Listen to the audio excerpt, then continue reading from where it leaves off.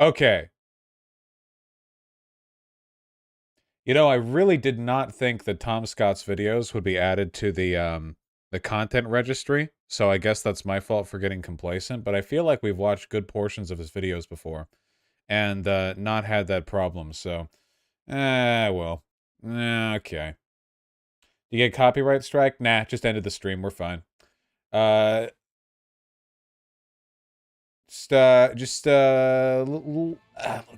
little gay. It's okay. We're fine. I'm fine. I'm not mad.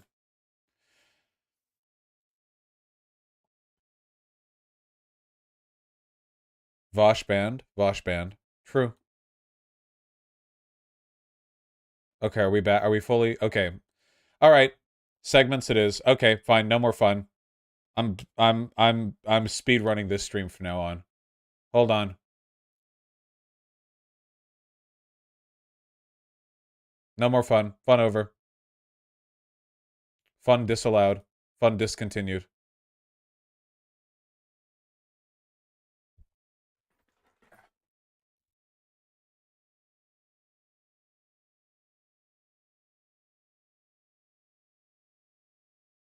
Okay. This was too funny to not talk about. This could not go unaddressed. Who here is familiar with the Occupy Democrats Twitter account? You're probably familiar, not only with their big yellow logo, but also that every once in a while, the worst people you follow will retweet them, and it'll be saying something like, "It's time we dump Trump. Like and retweet if you agree." Like, yeah, that sort of thing, you know? They're actually a pretty large little pack here. Over on Facebook, they have 10 million followers, which is more than my channel has subs, unfortunately. So, great stuff there. Okay. Uh, Shiwan had tweeted this, and when I first saw it, I thought, it's too funny to be real. You know, life isn't always this good. Sometimes life is this good, though. That's a little life lesson in optimism, right? Right there. Um, the dudes who run Occupy Democrats are under fire right now for allegedly pocketing PAC funds, and I'm screaming at the owners now. Delete a response. So, look. The Occupy Democrats Election Fund PAC, or Political Action Committee, run by Omar Rivero, raised near $800,000 from 2021 to 2022. They contributed zero to federal candidates and spent $577,000 on fundraising consultants. So they spent money on people whose job it was to tell them how to make more money. Unsurprisingly, a huge chunk of that went to a company owned by Omar and his brother. Okay. So where are we right here, okay? This is a pretty classic bit of very, very basic political fraud, which is like Trump did this, everyone does this, okay? Where it's like, give us money and we will fight for your cause, you know?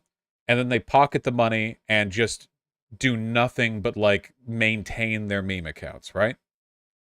It's not that infrequent a thing.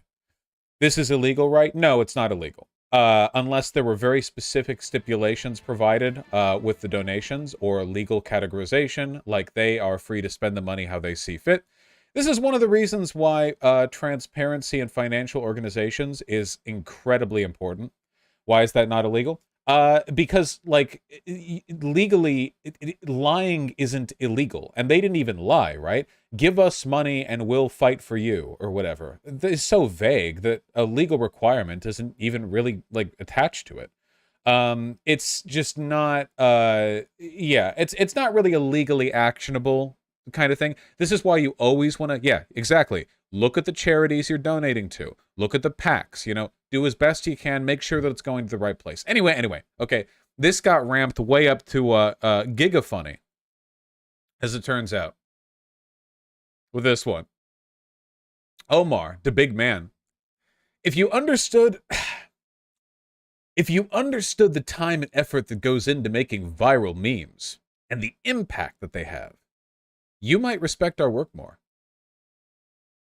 And then this got deleted. And this right here really escalates it. I know, really ramps it up.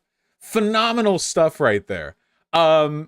So rather than like the sensible, dignified thing of simply ignoring the naysayers and continuing to make a lot of money off donations, you know, this man has huffed his own copium. He has dove into his own supply. He believes the hype. He will, at least for a moment before he defends the tweet, he will defend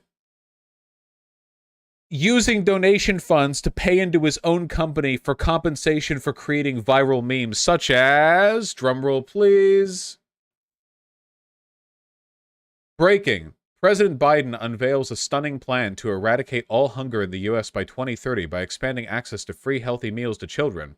A historic initiative that will radically improve the nation. Retweet if you support this plan. Or retweet if you support Joe Biden. Or retweet if you know Roger Stone is lying. Retweet to demand the suit be dismissed. Retweet to demand that Trump be prosecuted, and so on and so on.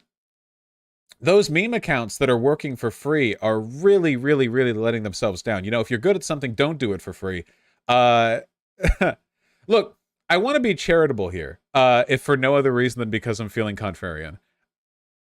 Meme accounts legitimately do influence public opinion. It's a form of media, after all. The creation of... Okay, I think we're being really charitable if we call stuff like this memes, but, you know, okay. It is a form of communication. It does move people over. You know, it is a mechanism by which people can be exposed to alternate viewpoints. It's a real thing. However, 250,000 in a year diverted from a PAC ostensibly about providing funds to, or at least supporting Democratic candidates, to your company for producing viral memes. Astonishing stuff, right? See, this is the thing. This is what makes me honest, okay?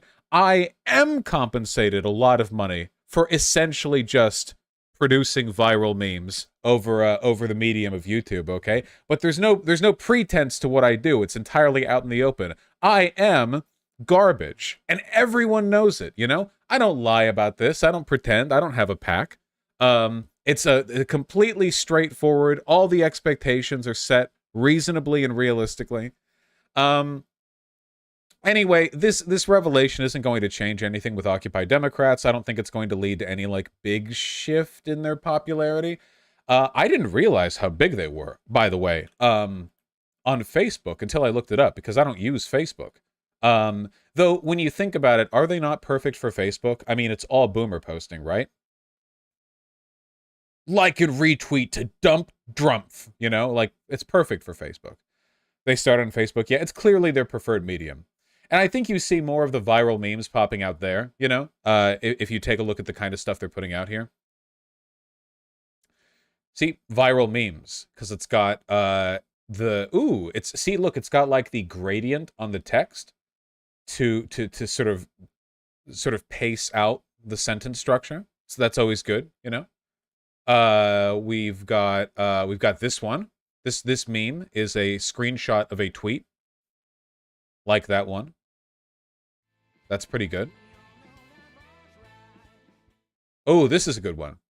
30,000 likes here. And here are the names of some people who liked it. Doxed. Why does Facebook have this feature? Why would I need to know, hey, 30,000 people like this. Here's like 20 random people. Plus 30,153 more. Okay. English is hard. There's one silent K in night, 4 silent Ks in knick-knack, and 3 silent Ks in Republican. Wow! You get me. How many memes did they post? You could calculate the cost of each meme. Yeah, like in a kind of like memes per minute. They seem to post pretty often. This one was posted 8 minutes ago, and it already has 1.3 thousand likes. And it's a tweet of it's a screenshot of a tweet, which, as you know, is a very high effort form of meme construction here. There are not 4 silent Ks in knick-knack. Son of a bitch, there aren't. I wasn't even thinking of that. I wasn't even fact-checking the meme. There aren't. There are 2. Why would they not just say 2 silent Ks in knick-knack? Are they suggesting that the k noise in knick-knack is from the C and not the K at the end? Like when you say like knick-knack? You're saying like NICNAC?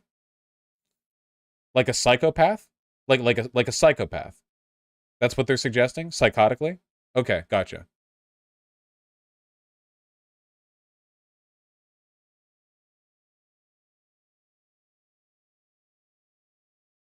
Groundbreaking stuff here. Which meme do you think is worth the most? Maybe if we found the most... Vosh, by the way, figured I'd mention that most scam packs are on the right side of the aisle, raised 106 million in 2018. Rightist remarks. Oh yeah, guys, just to be clear, if anyone wants to use this as an attack on the left broadly, the Trump campaign did this and worse as the president. Like they were claiming to raise money for Trump's legal fund to contest the election results, and then just used it to pay back Trump's debts after all the campaigning. Like, that was explicit dishonesty with orders of magnitude more money involved from a current and then former president. It's incomparable, you know. Overwhelmingly, you know, the people most vulnerable to these kinds of scams are indeed the boomers, and boomers vote red overwhelmingly. Yeah. Whew. In the 2018 election cycle alone, alleged scam packs collectively raised more than 106 million. Man, I gotta move to the right. There's so much money over there. That is crazy.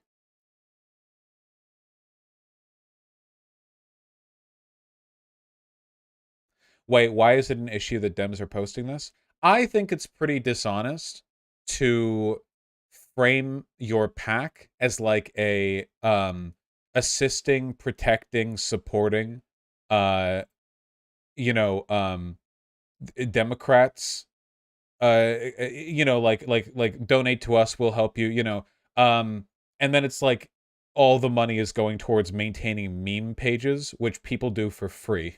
There are schizo posters on Twitter who will maintain meme pages 20 times as funny and active as this, completely for free. The only payment they get is when occasionally people DM them telling them they're funny, and then they jerk off to that.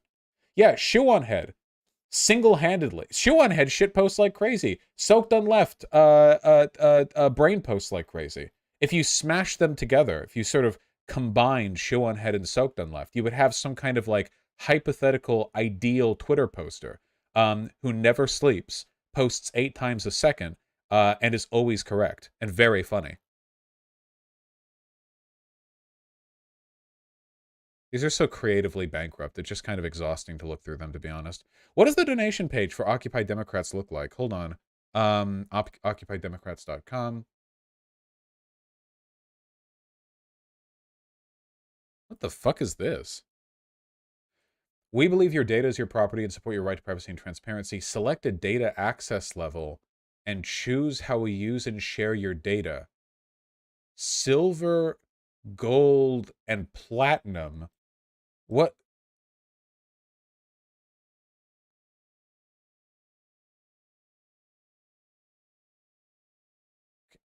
Go away. That law they passed to make it so that sites had to ask permission for the tracking and cookie shit didn't change anything. Everyone's going to say yes or close out of the page. It's like privacy and like data, like data tracking. They're like externalities. They're not felt by the person who experiences it. I always say no. I just close the page. Anyway, wait, let me see if I can find the dono page. Hold on. Occupy Democrats, about us, opinion exclusives. Where do we donate? Where's that dono link? I know you want me to find it. Subscribe. There it is. No, wait, that's subscribe to the daily newsletter. How do you give them money? All right, well, maybe credit where credit's due. Apparently, you have to, like, work to find where their shit is. Well, here's their merch page. Okay, I don't really mind them making money off of merch because, like, at least then you're getting something, right? Even though this is admittedly, like, I would rather shoot myself than own some of these. Orange is the new whack. If I went over for a Tinder date, if I went on a Tinder date and it was so great that I just sort of like stumbled into their apartment with them and we spent 8 hours fucking. And then I like got up and saw this, I would just leave and never text them back. Yeah, jump out the window. Yeah, exactly. Just I don't care what you did to my dick. I would just immediately, yeah, flee. Dump Trump 2020, neuter Trump 2018.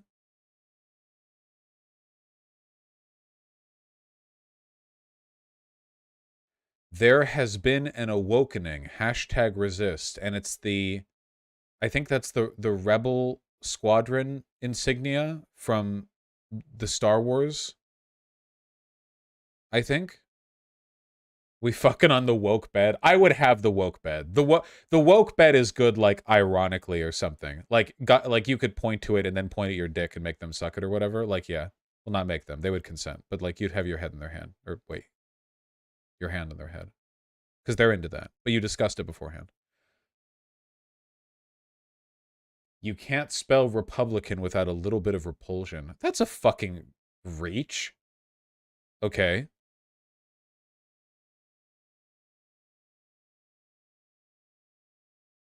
R's for Republican, also racist. California resistance? Are you kidding me? Why would you ever try to do anything with California's ugly, ugly flag? Okay. Viva la Revolucion, and it's Bernie. We have the baby outfits. Resist like it's 1776. I should make merch like this. I should just like fully dive into the cringe posting. I still want to find their donation link though. Where can I?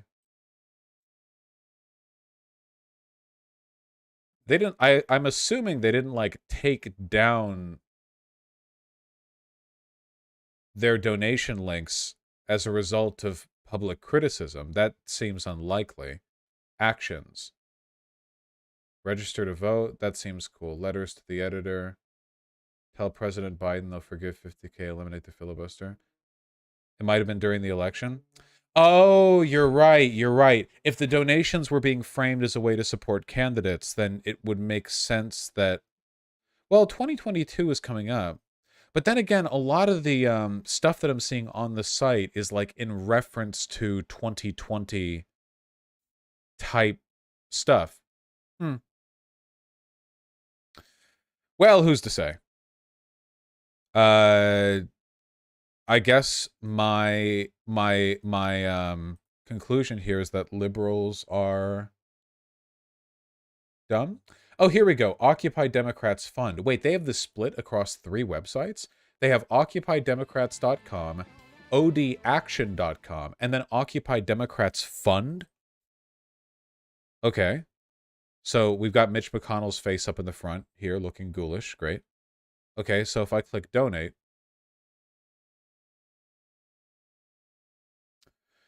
Stand with Democracy, Occupy Democrats. I'm not going to show this because it shows some financial info. Our data-driven campaigns are proven to increase turnout, but we need help from grassroots Democrats like you to take back our democracy once and for all. Choose an amount. Your contribution will benefit the Occupy Democrats Election Fund. Okay, yeah. Okay, yeah. Calling the PAC the Occupy Democrats Election Fund makes it incredibly like clear that the implication is that it's going towards like helping candidates get elected, but it doesn't explicitly say so or otherwise in the donation page. Okay, I would say that's pretty fucking misleading. Yeah, I would say so. Yeah. Yeah. Okay, wait, can I close this thing? Okay, yeah, here you go. See? That's all it says right here. The implication is pretty dishonest.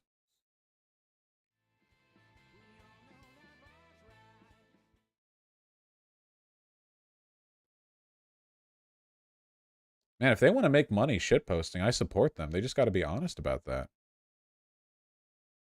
Anyway, Shu, thanks for posting that. I wouldn't have seen it otherwise. Yep. Yep.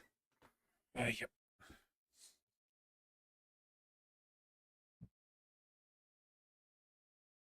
Breaking Point's made a video defending the Italian far-right selection win as a populist uprising. Fine. Is major populist uprising coming to Europe? Breaking points with Crystal and Sagar. I wish, man, I don't know. I feel, here's my hot take, okay? We should have never stopped saying slurs, okay? Bernie Sanders should be able to say, like, and the rights of the Negro must be protected. Because the problem is that now all the hyper-racist people will just, like, dog whistle and euphemism their way through every fucking political talking point.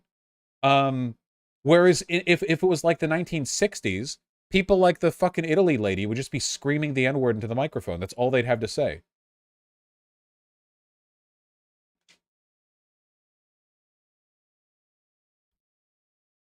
All right, Sagar, what are you looking at? Well, something I'm obsessed with is the law. Yeah, we live in a masquerade, right? Because this is all racial politics. That's the thing. Like, all of this right-wing populism is just racism. That's it, right? Like, Donald Trump campaigned on the wall, right? Get the Mexicans out, you know? That's protect from Black Lives Matter invading the suburbs and critical race theory in the schools. And this fucking Mussolini bitch, Mussolini V2, all her, like, her shit, she's praising fucking Nazi collaborators. She praised Mussolini, who's, like, the Nazi collaborator, and then she's praising, like, members of the Nazi party. She joined the We Love Mussolini post-World War II party. Like, but, like, you know that in her head, it's just the N-word over and over, right? Like, over and, like, that's it. That's the only, that's what she has in her head, you know? But we have to pretend that this is some kind of, like, principled populist uprising or something. Of unintended consequences. And a force is so big that they direct the course of history, both on the individual but on the macro level. It's actually humbling often to realize. I think Sagar is anti-student debt relief. Sagar is just a fascist. He's not in favor of any economic populism. If he was, he would be talking about nationalizing businesses. The only times fascists have ever cared about nationalizing or curtailing businesses is when they consider them part of the international Jewish cabal. That's true. That literally, like Charlie Kirk does the same thing. They're like, yes, well, we hate big businesses. We hate the fact that they disseminate woke values to our students. You know, it's like, we know what you care about. You don't give a fuck about big business. Okay, so vote for higher taxes then. Vote for higher regulations. Bring back Glass-Steagall. Oh, no? You don't want any of that? No, of course not. Because when you say big business, you mean international Jewry. That's what you mean. It's not subtle. When you pull up at the pump, or if you run a small business, to know from an individual agency point of view, you really don't have anything that you can do. Sometimes you simply have to pay the high price or accept lower revenue and just try and make things work. That is the reality of life for most people. It becomes historical, though, when those forces manifest at a bigger level. When enough people get pissed off, they sometimes do some crazy stuff. And across the pond in Europe, we are seeing a preview, perhaps just like last time, of a harbinger of insanity on our shores. Obviously, I've spent hours on the show diving into the European energy crisis. But what I want to underscore for folks in the back, here in the east coast of the US, it's already getting cold, which means it's been getting cold. Yeah, Sagar and Jetty is against canceling student debt. Imagine pretending to be like an economic populist, and in addition to like never talking about meaningfully curtailing business, you're also like, yeah, actually, you know, like mass debt cancellation for desperate, fucking impoverished, indebted people who have a ball and chain shackled to their ankle at the beginning of their lives that they'll like never get rid of. You know, like you don't do it. Colder in Europe for weeks now. Germany's natural gas demand over the weekend rose above both 2021 and 2020 levels as a result of colder than expected weather. That comes as Germany faces the historical natural gas shortage with its cutoff from Russia. Oh yeah, here. Student debt debate. Crystal and Kyle versus Sagar and Marshall. Yeah. Time for the Imperatius, you're not getting me. Don't be annoying.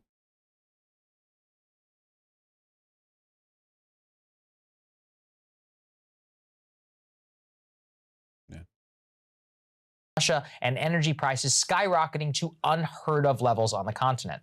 All over Germany, there are tales of businesses or households facing historic energy bills. A recent one featured on German public radio told the story of a family in Brandenburg whose monthly bill was increased to 1,500 euros a month from a previous 143 euros. The reality is sinking in for across the continent, and ramifications are becoming clear. In London, financial analyst Bill Blaine What does this have to do? Is this video on the Italy bitch or not? is writing in a now viral column, quote, "This winter, people are going to die of cold. As the price of energy becomes higher, the costs will fall disproportionately among the poorest in society. Income inequalities will be dramatically exposed as the vulnerable in society face a stark choice: heat or eat." But then Blaine asks a deeper question, and that one brings us to the point of this monologue. Quote, "That has..." What are you going to do about it? What are you going to do about it? What are you going to do about it? Subsidize energy? Nationalize the energy grid? What do you want to do? What's the solution? Everyone agrees that super high gas prices are a problem. Everyone agrees. Everyone on every side of every aisle. So what are you going to do? All kinds of social consequences. Can you imagine how those in France will react ahead of the French elections in April? What about the prospects for riots as fuel prices hit the poorest communities and ethnic groups in the UK? Blaine continues that beyond the tragedy of the acute crisis in the winter is the broader social implication across the entire European continent. And I'm beginning to wonder if the energy crisis precipitated by the Russian invasion of Ukraine and the now locked-in policy by the West of its sanctions regime, if Europe is not unintentionally spurring a mass populist uprising for the years to come. Right. What a phenomenal, gigantic, huge, massive, big IQ take. Russia invades Ukraine, therefore the energy costs skyrocketing as a product of that invasion are Europe gunning for populist. Oh my god. What do you want to do about it? What? First, let's start in Sweden, which actually is about to enter NATO. Ah, yes, the recent populist uprising in Sweden. Which, right here, the headline literally says, campaigning on issues like immigration, religion, crime, and the cost of environmental rules, the Sweden Democrats, a party with neo-Nazi roots, grew its support. So let's hear how that's populist or whatever. You're seeing a pushback against the Euro consensus. The right-wing party there bagged a historic victory in the latest election the last couple of weeks with a similar uprising against the Euro-liberal consensus. So notice the language being used here. Going against consensus does not mean you're populist, okay? If I go to a Starbucks and I shit into my hand and smear it across the face of the barista, I'm going against the consensus. I'm actually being a daredevil.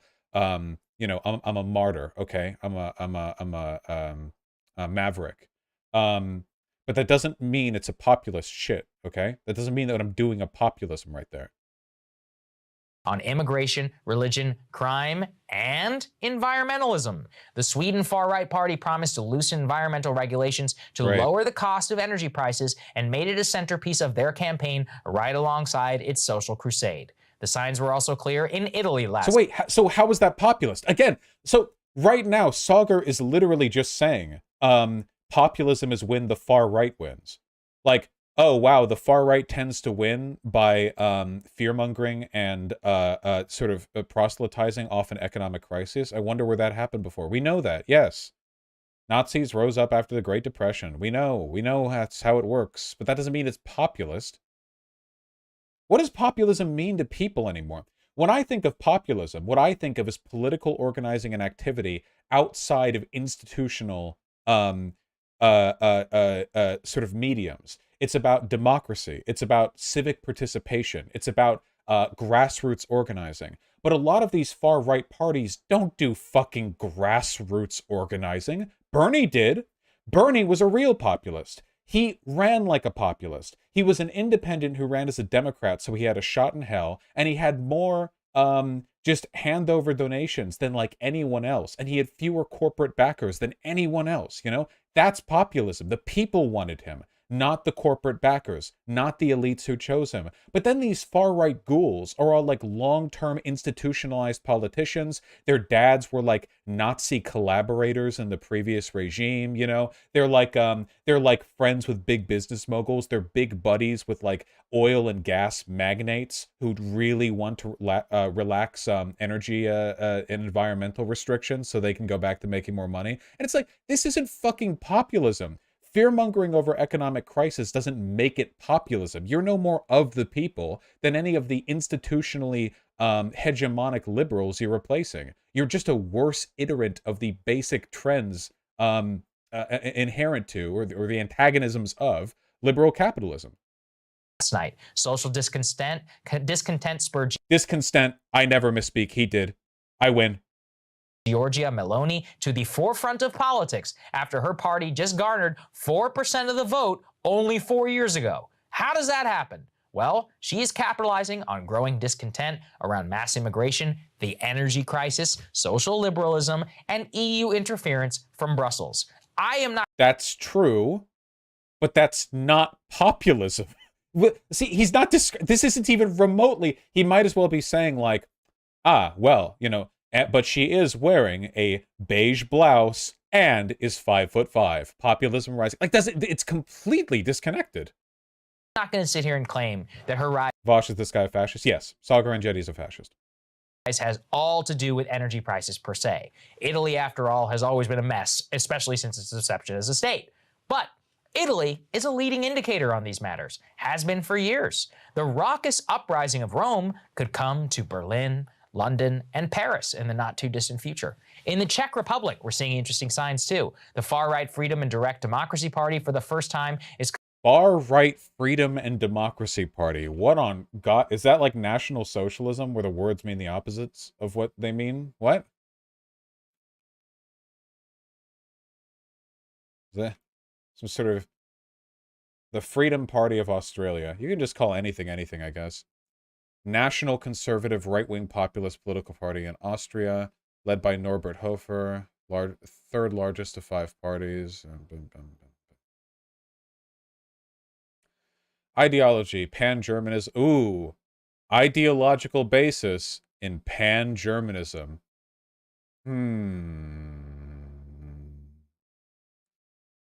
National liberalism, anti-clericalism, while retaining a classical liberal minority faction. I'm out social party, social welfare, privatization. Economically, it supports regulated liberalism with privatization and low taxes. So populist. So populist. Did I say Australian? Oh, well, I never misspeak, so.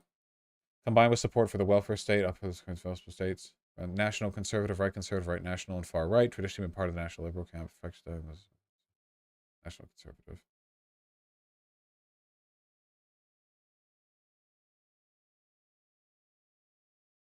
It's Czechia, not Austria. It said Austria at the top. Oh, am I looking at the wrong Freedom Party? Oh, my apologies. Okay.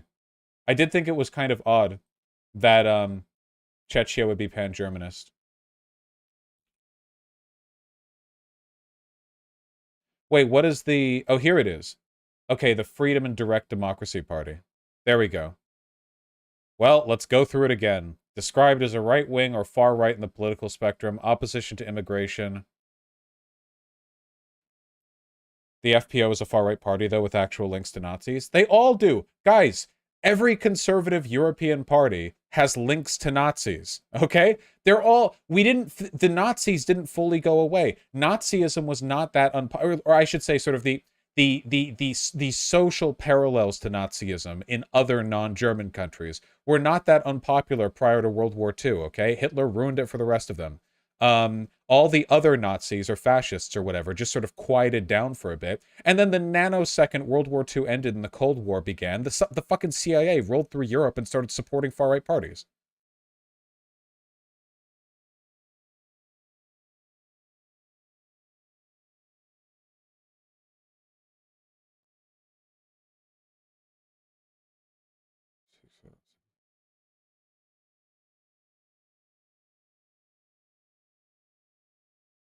Rejects multiculturalism.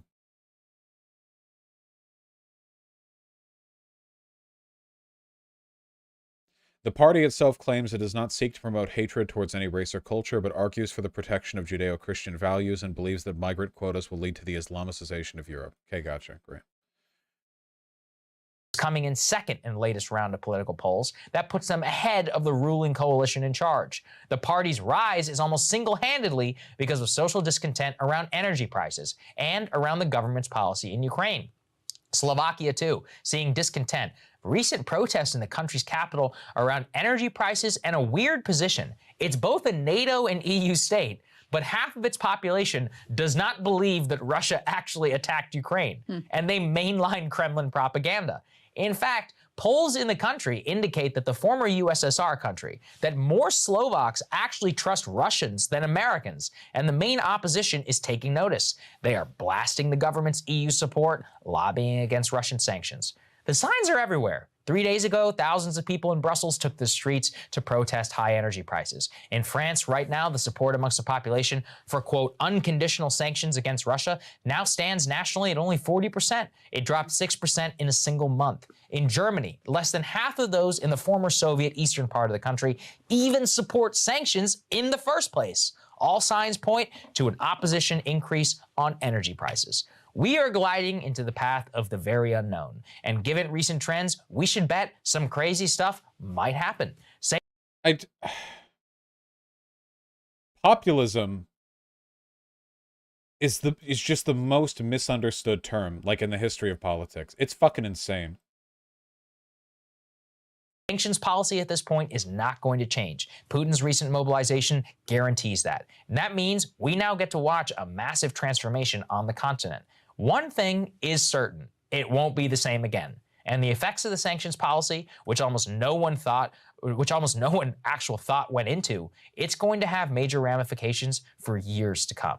I think that's all I can really take away. I don't know what's going to happen, but Vosh, I have a feeling you're not using the common definition of populism, i.e. a political approach that strives to appeal to ordinary people who feel their concerns are disregarded by established elite groups. Okay, the problem that I have with that definition is that literally everybody feels like their concerns are being disregarded by established elite groups, and if we use that term for populism, that means like everyone ever was a populist.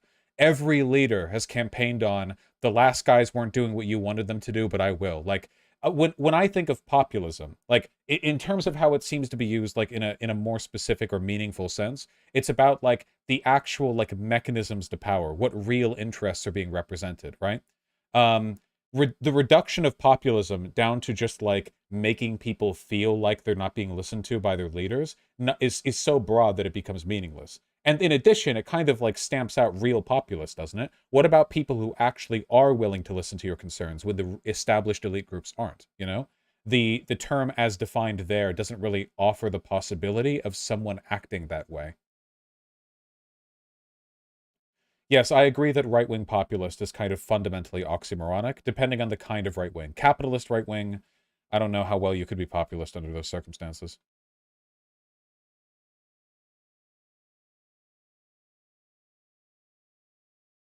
That's not really true pre-2016. Populism wasn't really a thing. By that definition in the Google search, yeah, populism has always been a thing. Go back and look at like transcripts of like debates over the radio or some shit back in the 50s and 60s or whatever. Like all presidential candidates or politicians broadly, you know, the previous guy wasn't listening to the little guy, but I'll listen to you. I'm Bill Lamberson. Yeehaw. You know, like that. If by populism, like we mean, if this is what we mean by populism, you know, leftist movements by definition appeal to populist interests, which is what I mean when I'm using sort of the Google definition. But leftist movements also have a tendency to be genuinely populist because they don't act within pre-existing systems of power, i.e. capital. Yeah, like Huey Long. Everyone can appeal to populism, but who can be a populist, right? Like Adolf Hitler. Adolf Hitler appealed to populism, but was he a populist? No, he didn't give a fuck what the little guy thought about him. He pretended to for just long enough to secure complete military power over Germany. Then he ended all fair elections and shot people who disagreed with him. So clearly, like the populism there was just like a smokescreen. You know, it was an appeal to populism. But real populism is a thing.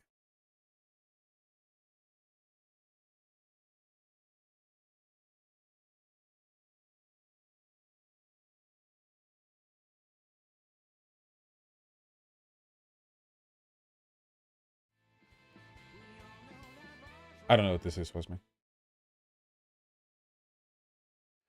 Here's the EU energy giant's profits for the year. This guy has no idea what he's talking about. Yes. Never forget, inflation is not so much about the cost of producing and distributing goods as it is the prices companies feel they can get away with charging you, with inflation being a pretext. Or to put it another way, like when gas prices rise at the pump, it's not like that's not a proportional rise in the cost of producing and manufacturing and distributing the gasoline. That's a rise in what the gas companies think they can get away with given people's perceptions of what it should cost at the moment. Or to put it a third way, what about the diamond industry, right? Diamonds are kept artificially scarce because they can be produced artificially, like pretty easily, like it's not that hard. Diamonds are basically pure carbon. So if you have carbon, which we do in our bodies, it's everywhere, and you have the machines for it, you can just make diamonds. You can do it pretty easy.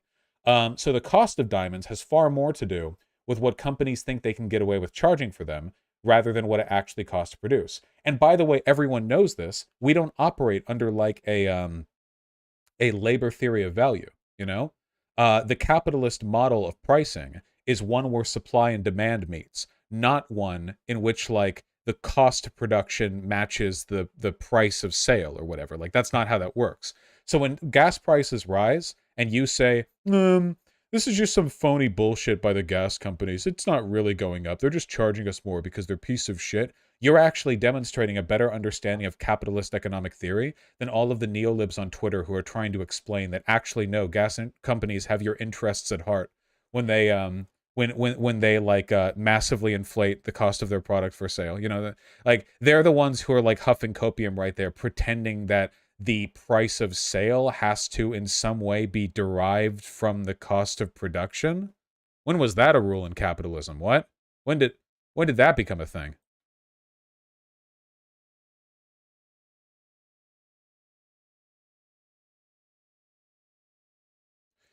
Watch Fox News contributor and former Congressman Trey Gowdy excuse the rise of fascism. Said first female prime minister for Italy. But they chose the other way to describe this. Brett, if you had 2 hours and could read to the bottom of the New York Times story about her election, you would see that. What the fuck is this? What are we doing? Can somebody tell me what we're doing right now? What are we doing, man? Come on. She was historic, but you would have to get through more hard right and far right references. And I guess what I'm wondering is if you're winning elections, if you are what the people want, at what point does that become the center? I mean, who gets to say what is far right or what is hard right? Right. So he's essentially saying that if the fascists win, then the Overton window moves. Technically, in that respect, he's correct. There isn't an objective definition for what something would be like far left or far right, right? However, like in the context of this conversation, it's obviously apologia. He's essentially saying like, well, fascism isn't like crazy far right. If that's what the people want, then I guess that's just normal and you're crazy far left, So this is sort of a weaponization of the nature of the Overton window as a way of like engaging in apologism for fascism. Which they all want, because they're fascists, They all want you in death camps. I am the only one stopping you from dying in a death camp. Please subscribe and donate today. What's this? Yeah, I saw this. I don't think I can show this on stream because it's actually too based for YouTube, unfortunately. Video of a Russian man opening fire and killing the military commandant in a draft center in the city of Ust-Limsk in the Irkutsk region. The military commandant was the head of the local draft committee. He has died, according to reports. I think I can show this. Okay, I'm gonna show this, but like, content warning. If you don't like seeing people die because you're, capable of empathy, There's people chilling in a draft office when X gonna give it to you. Done. Guns sure are fast, huh?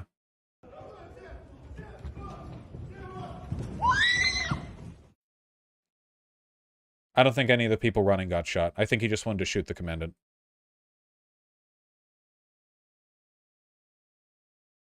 Who got shot? The commandant. The draft officer.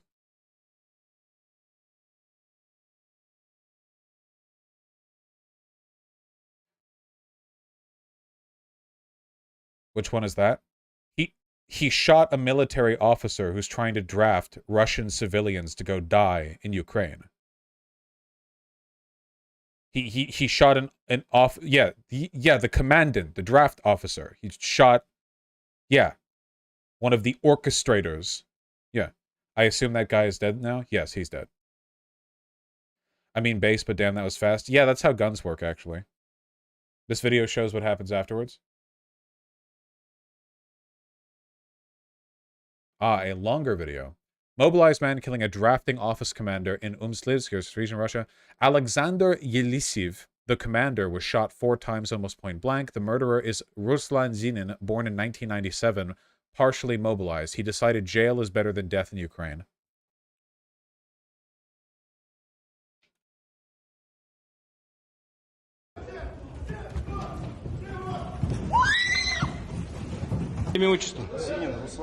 There he is.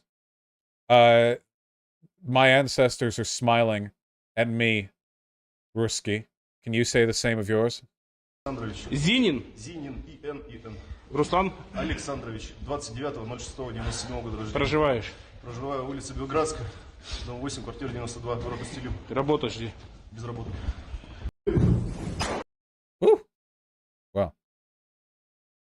He's dead now, right? I think he's actually being imprisoned. I don't know if he's being killed. What did he say? I don't speak Russian. I'm sure he said something very cool. So wait, what just happened?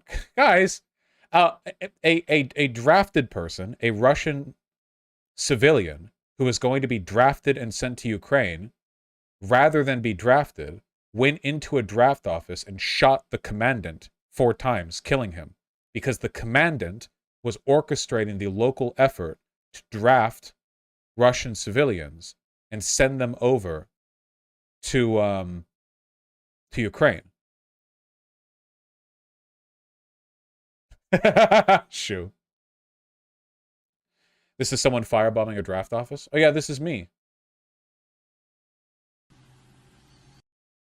Conscription office set on fire in Irkutsk region of Russia? Hell yeah.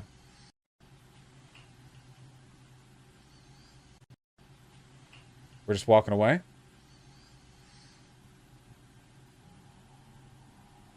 Oh. What's the move here? What's the...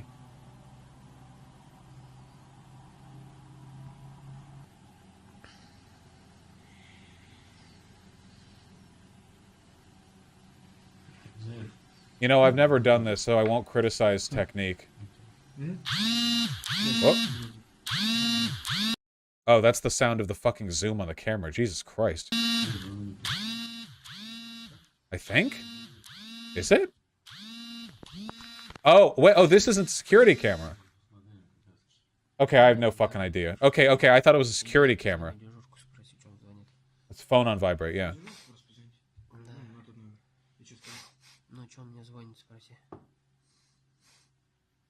Yeah, that's fire.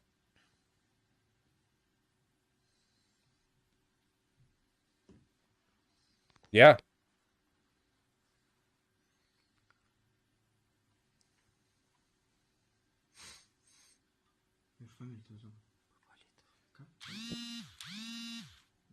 Okay, he's using his phone camera to record the CCTV monitor. Okay, gotcha. That tracks. God damn. Russia's really fucked, man. Like, Russia's so fucked. Like, it's nothing. Russia's, like, rapidly losing its grip on the situation. I mean, they already lost their grip. It's just, like, things can always get worse, and it is getting worse. Whose house is this? This is a draft office. Do none of you pay attention when I say the thing in the video before we look at the video? How much can they actually do to stop the drafting? I feel like this will not work. No. Stuff like this is crazy effective. Just one draft office being burned down is like a huge morale boost for the anti-war cause, right? Like a ton of shit is happening. It's a whole thing.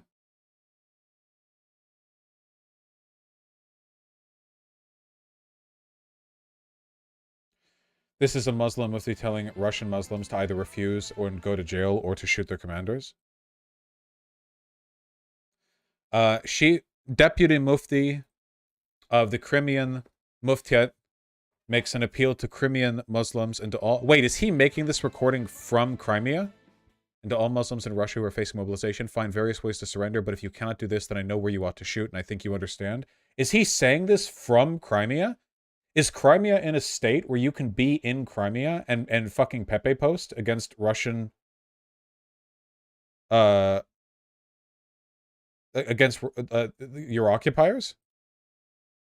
Я обращаюсь в частности к мусульманам Крыма, а затем ко всем мусульманам России, которые не желают участвовать в этой войне, которых принуждают к этой войне. Первое и самое главное, просите у Аллаха защиты от зла этих тиранов. Второе, затем ищите различные пути, уезжайте с этой страны, уезжайте из этих регионов и ни в коем случае не получайте повестки в руку. Если даже он получил повестку, пусть он ее порвет прямо на глазах и будет лучше посажен в тюрьму и выберет для себя этот путь, нежели убийство. Будьте подобны Юсуфу, алейхиссалям, который сказал: «О Аллах, для меня тюрьма милее, нежели то, к чему они меня призывают». И третье, если так случилось, что вы оказались в этих рядах, сдавайтесь в плен. Находите различные пути сдаться в плен, вы останетесь, иншаллах, живы, и ваши права сохранятся. Вы окажетесь на свободной земле. Но если вы этого не сможете сделать, то я знаю, куда вам следует стрелять. Я думаю, вы сами понимаете. Holy shit. He's a Voshite. We're doing the YouTube Pepe posting.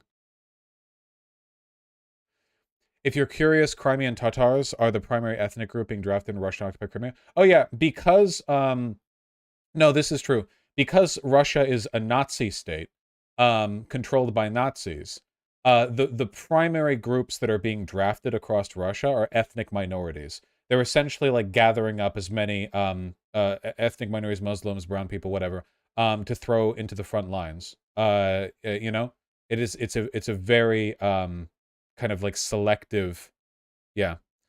Russia's drafting all its minorities like China does. Yes, China also, everything I don't like is Nazi, okay? Yes, China's also very ethnically supremacist. However, China's not engaged in a massive, active ground war and draft, so... look at the comments, I think this is from Kiev. That makes more sense for this person's personal safety. Same thing the Soviets did in Afghanistan. Yes, because they are racist. Some real grim news about the Russian army. It wasn't enough to use Nazis and cannibals. I didn't know we were using cannibals. But they also have pedos. Russian troops have raped and tortured children in Ukraine. There are examples of crimes where relatives were forced to witness the crimes. In case we've seen investigated age of victims of sexual gender-based violence range from 4 to 82 years. It's quite the range there. That's, I mean, obviously it's horrific. It's to be expected, though. This is, I mean, I assume this was happening since day one. It's a pretty common attitude when an ethnically supremacist army invades and occupies a region full of civilians of an ethnic group they consider inferior. Yeah. Do you think far-right sentiment might rise post-war after seeing locals do stuff like this and later be used to justify domestic violence in Russia? I'm not sure what you mean. Yeah. They paused drafting in Dagestan because of protests. Draft Dagestan. Ukraine war protests in Russia's Dagestan region against new draft. Is it Dagestan? Over 100 people arrested. Huh.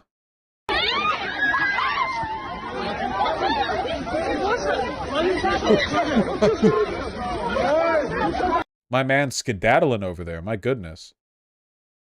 Skedoobling.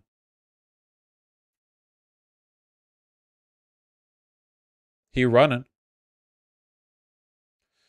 Watch this regarding Dagestan. Gotcha.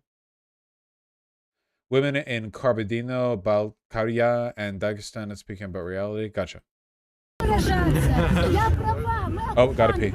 кто нападет на страну с ядерным оружием? Я вас очень прошу, я вас предостерегаю, вас могут привлечь к ответственности. Я не хочу в таком диалоге участвовать. Правильно, не участвуйте. Не решает, а Россия должна влезть. Одна из великих ядерных держав боится, что нападет на Украину. Проблемы решать надо, а не убегать.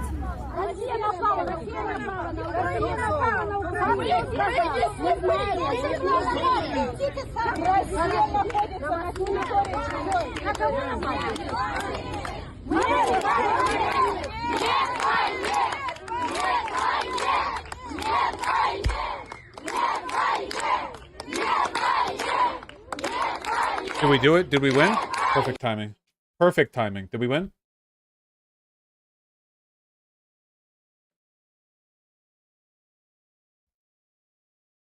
The women are based? Women? Based? Impossible. What are you talking about?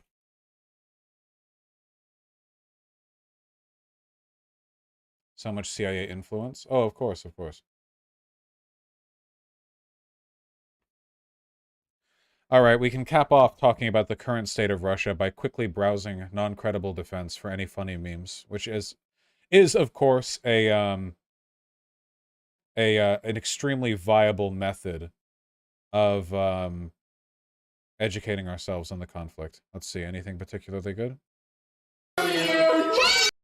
Not that. Not that. No, all shit today. Everyone's shit.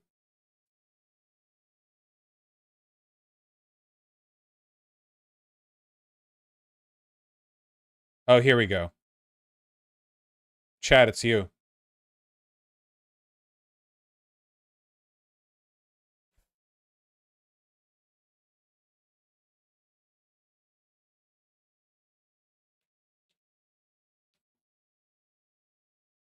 No guys in that crowd? Sorry, yeah, they're further back. They didn't get closer because they have tenting erections and they didn't want to mess up the vibe. I bet he's good in bed. Anybody who will just walk up to a military officer and shoot them in the head has to be good in bed, right? Because they're confident. Confidence is the ultimate determining factor in these matters. Yeah, also, what do you mean no boys? Half of those were boys. What are you talking about? You seen what boys look like these days? It's insane.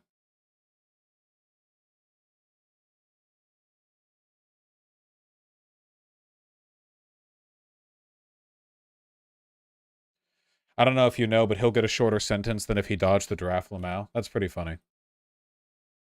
God. I still can't believe Tom Scott personally logged onto YouTube.com and took down my channel. That was crazy.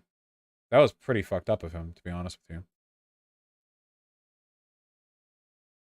Ukraine just got a bunch more territory back. Where's that deep state? Deep state map live? Where are we at right now?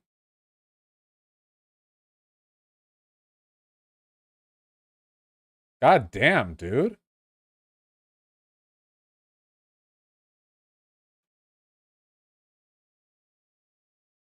Look at this. Ukraine, what are you doing? Ukraine. Ukraine. You guys, I hope you guys know that, like, the war in Ukraine is going to spawn so many fucking 4X grand strategy and first-person shooter games. You realize that, right? Now that everyone in the West is comfortable treating Russia like the bad guy again, you know? We're going to get, like, Call of Duty 17 or something, and it's going to be, you know, you're going to be like a... realistically, because Call of Duty has to be America-centric, you're probably going to be like an American, like, free soldier who flies over to help out or some shit, but, you know. God damn.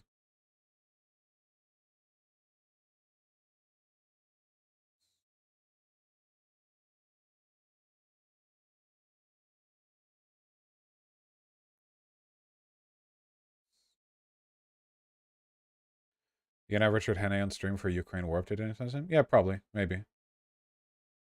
Wait, did I want to talk about Ukraine or something else? Mobilization? Maybe. Yeah, probably. Yes. If they break through again, they could probably take back Luhansk in weeks. Where's Luhansk? Luhansk. Where is it? South? So many. So many. It's the whole region? Oh, not the city? Oh, this? They can't take Luhansk within a few weeks. This is part of the portion of the Donbass that they've held since 2014. Yeah, they're not going to be able to take. They're not going to be able to go this far. That would be extraordinary. Not with that attitude. Novosh, Linchansk. Oh, this? Yes, that's doable.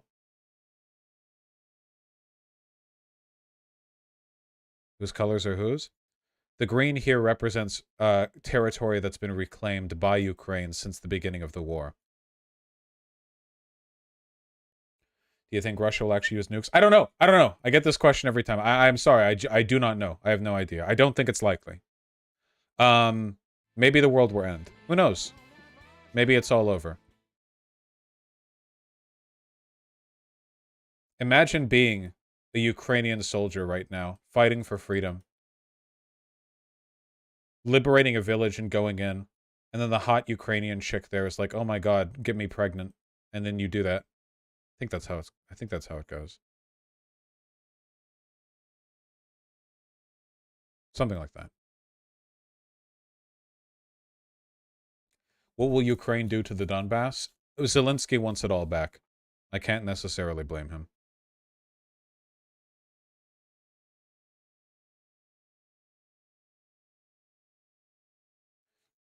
Watch some of the liberation videos. I need some hopium. Guys, things are going well on the Ukraine front.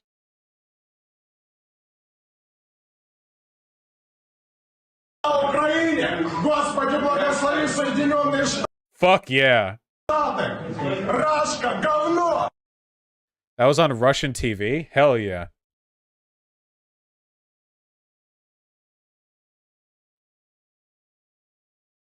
God bless the USA. True. Yeah, Steneron, they've done better than I expected. If you do better than you expect, right? Gotta take the up. Did you see Russia declaring the referendum was won and supposedly 96% of occupied Ukrainians would want to be annexed by Russia? Damn, I totally trust that outcome. Well, guess we have no choice but to subvert democracy. Yeah, we the occupying army pulled the people we're occupying, and actually 100% of us, 100% of them want us to rape their daughters and wives, actually. It says so right here in these papers. You're actually violating their freedom. Nazis did the same thing? Yes, they did.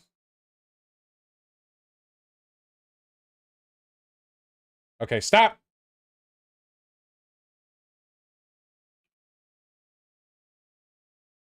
I need a beard trim so fucking badly.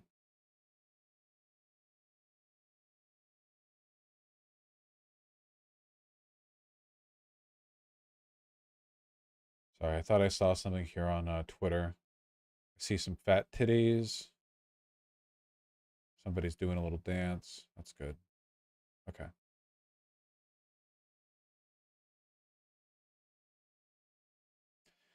Yes, did everyone see this?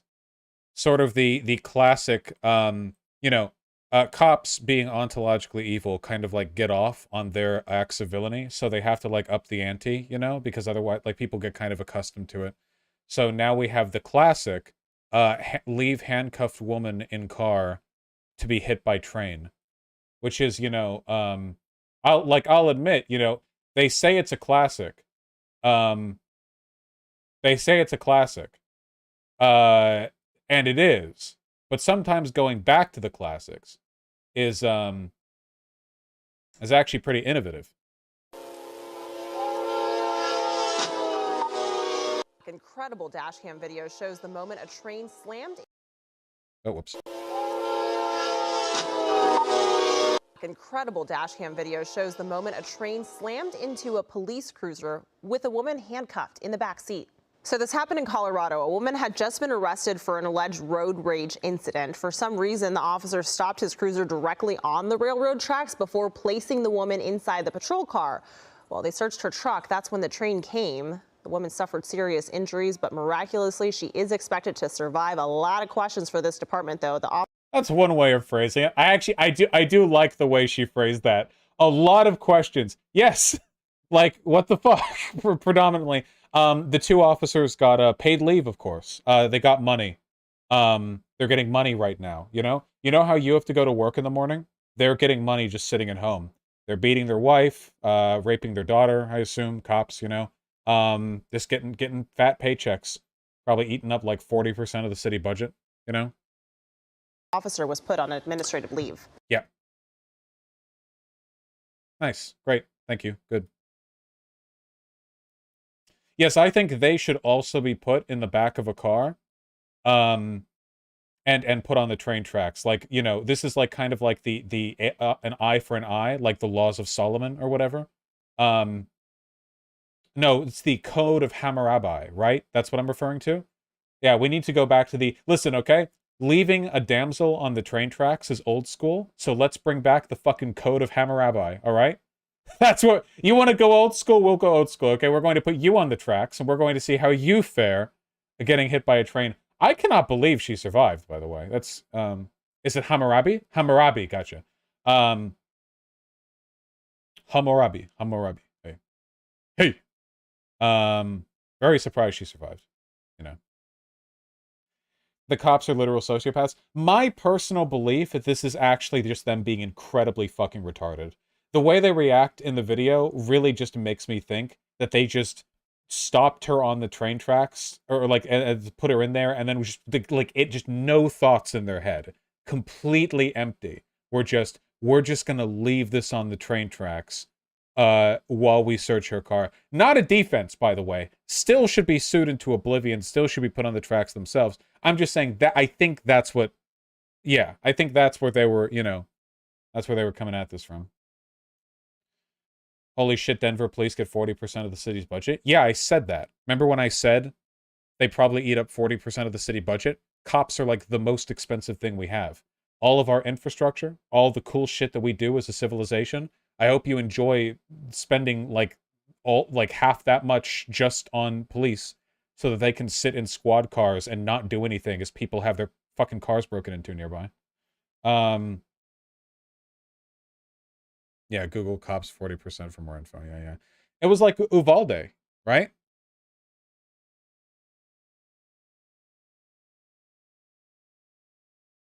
Right there. That dark green one down there says very euphemistically, public safety. Vosh, so what happened? A cop just left their car on the train track? What? Pay attention!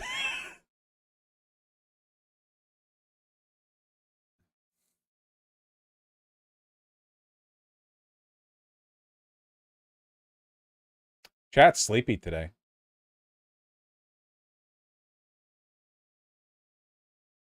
Everyone's high. Ooh! Okay, everyone look away from the stream unless you want to see somebody's leg get deliberately broken in an effort to avoid being mobilized in the Russian Federation. Seriously. I'm warning you. I'm fucking warning you.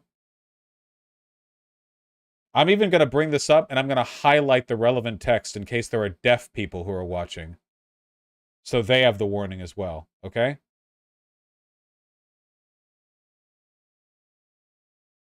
Mute the sound? I can't mute the sound. It's part of the experience. That's the warning.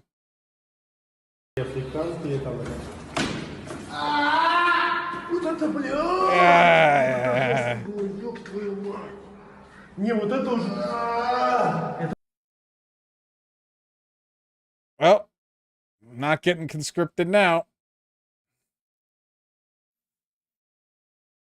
Yeesh.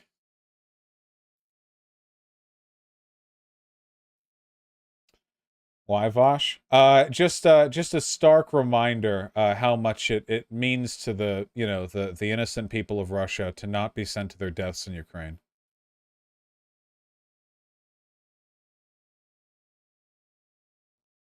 Better to break arm or leg? I don't know.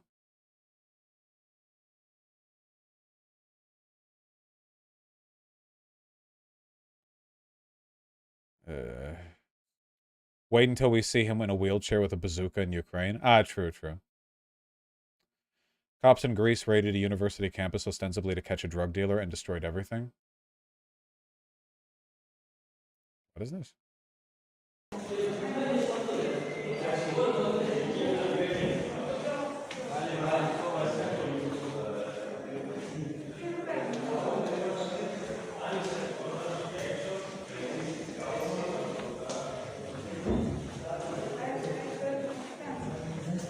They have to kick down every door?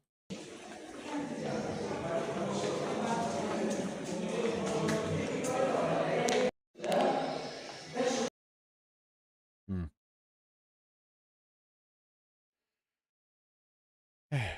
I mean, if you could kick down every door, wouldn't you? If you want to kick down doors, be a firefighter. Firefighters love kicking down doors. That's their favorite thing in the world. And best of all, they're morally justified in doing it, okay? They run around with an axe, you know they're excited when a building's on fire because they're like, do you think we'll get to kick down? And they run up there like fucking puppy dogs and they launch themselves at those doors. They love it. Oh, fun, Richard. Firefighters are angels. The role they serve, is certainly a good one. They tend to be a lot better than cops. There are definitely some, they're still they still like an overwhelmingly like macho profession, which means you're going to get a lot of guys with the kind of political dispositions that tends to slant people towards. But they're certainly better than cops. Certainly better than cops. Of course, historically, firefighters have been pretty bad, actually. So you all know about what was it, Nero? Was it Cassius? Who was the richest man in Rome? What was his name again? Was it Cassius? Crassus? I think I'm thinking of Crassus. Crassus, yeah. The good old firefighting days, right?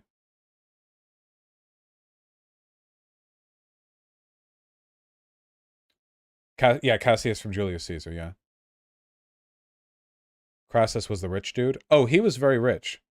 He was a wealthy dude, actually. Yeah, exactly. STL, you've always got the memes on hand.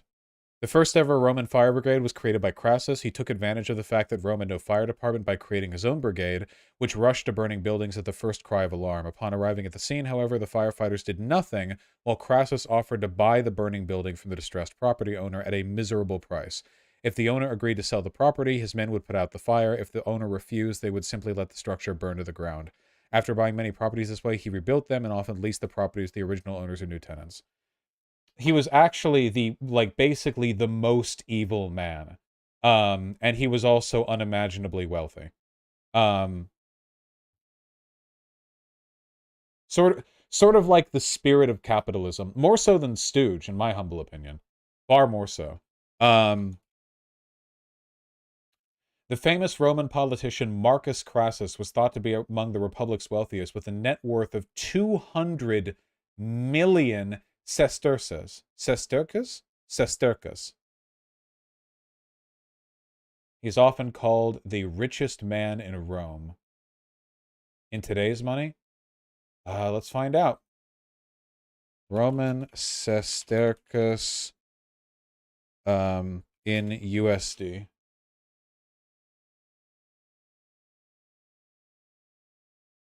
Somewhere between 50 cents and $2, maybe. So probably in the ballpark of like a third of a billion or something, maybe, according to Google. It's a lot of money back then. A lot of money in general. He was died by having gold poured down his throat. Is that real or is that like a fake story?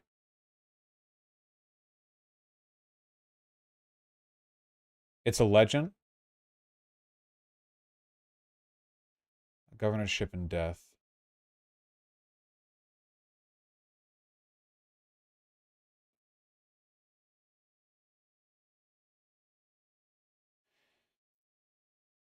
Yeah, I think it's just a myth.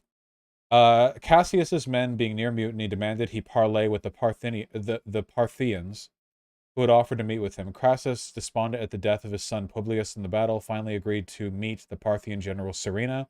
However, when Crassus mounted a horse to ride to the Parthian camp for a peace negotiation, his junior officer Octavius suspected a Parthian trap and grabbed Crassus' horses by the bridle, instigating a sudden fight with the Parthians that left the Roman party dead, including Crassus. A story later emerged to the effect that after Crassus' death, the Parthians pulled molten gold into his mouth in symbolic mockery for his thirst of wealth. It's also been documented that the severed head of Crassus was used as a prop in the Parthian adaptation of the Euripides play, The Bacchae. Okay, so they didn't pull gold down his throat, but they did cut off his head and use it in a Parthian adaptation of a Roman play. So he got Hamleted. You know, that's also pretty dramatic.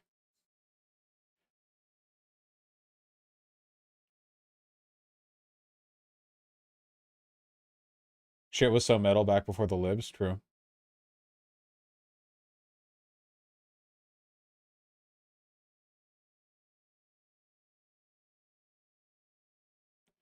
Also, according to Plutarch, a final mockery was made ridiculing the memory of Crassus by dressing up a Roman prisoner, Caius Passianus, who resembled him in appearance, in women's clothing, calling him Crassus an imperator, and leading him in a spectacular show of a final mock triumphal procession, putting to ridiculous use the traditional symbols of Roman triumph and authority.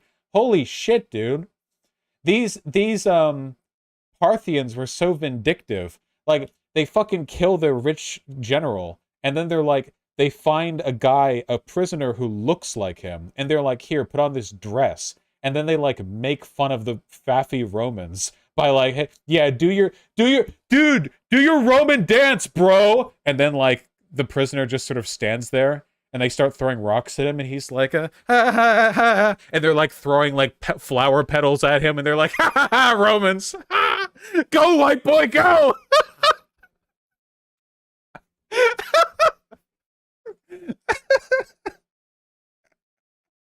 fucking Parthians, man. And we used to be a real country. We used to be a real Western civilization. Oh, God. Though I suppose the Romans probably wouldn't appreciate lumping the Parthians in with Western civilization. Where the fuck the Parthians even from? I don't fucking know ancient history. Major Iranian political and cultural power center. Holy shit! We got cucked by the fucking Persians. Oh my God. This was like pre-Persia, wasn't it? Was it post-pre-Persia? I don't fucking know. Post-Persia? Post-Persia. Okay, gotcha. Isn't like the history of Persia just cucking Mediterranean Westerners? That's cool.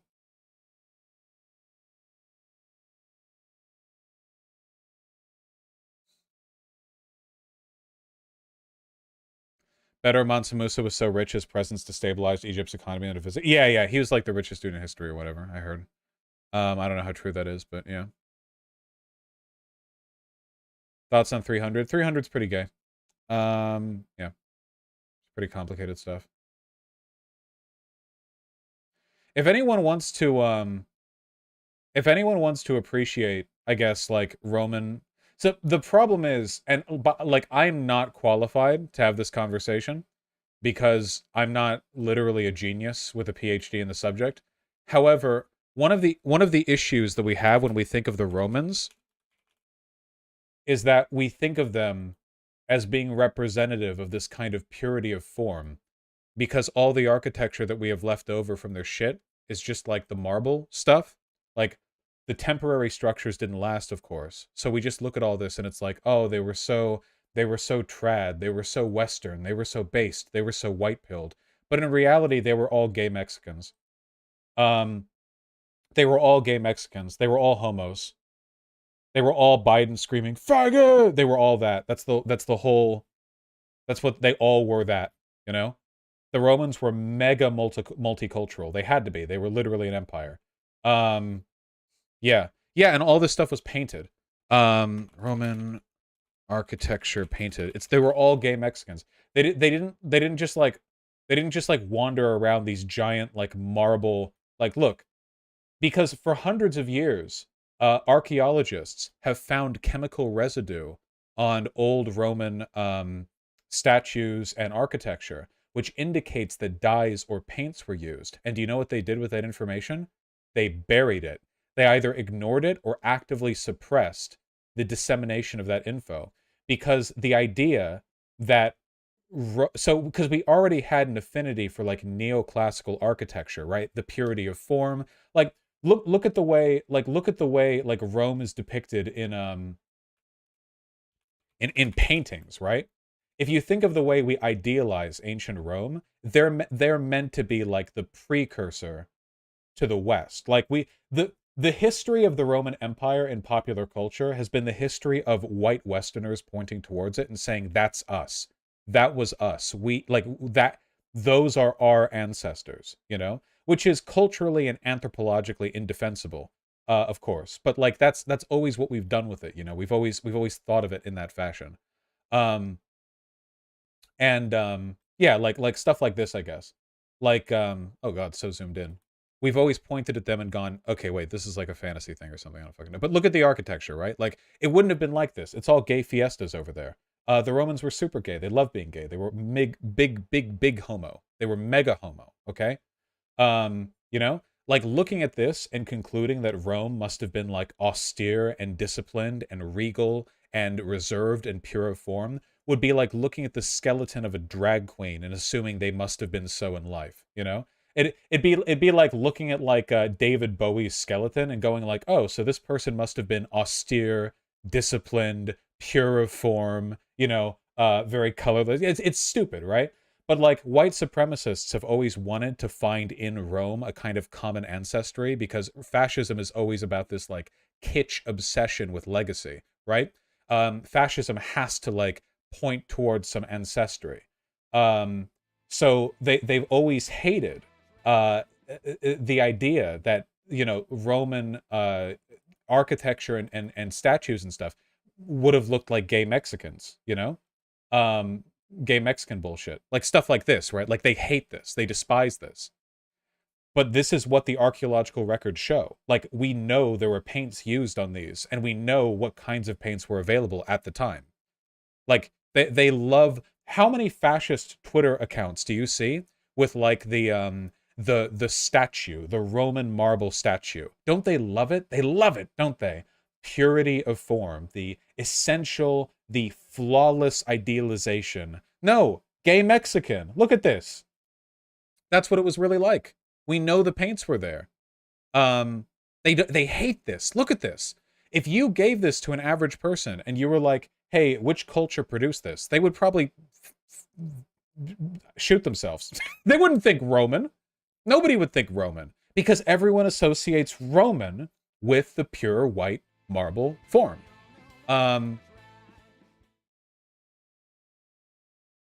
Oh, they hate the fact that we also know for a fact that they were often not portrayed as white, too.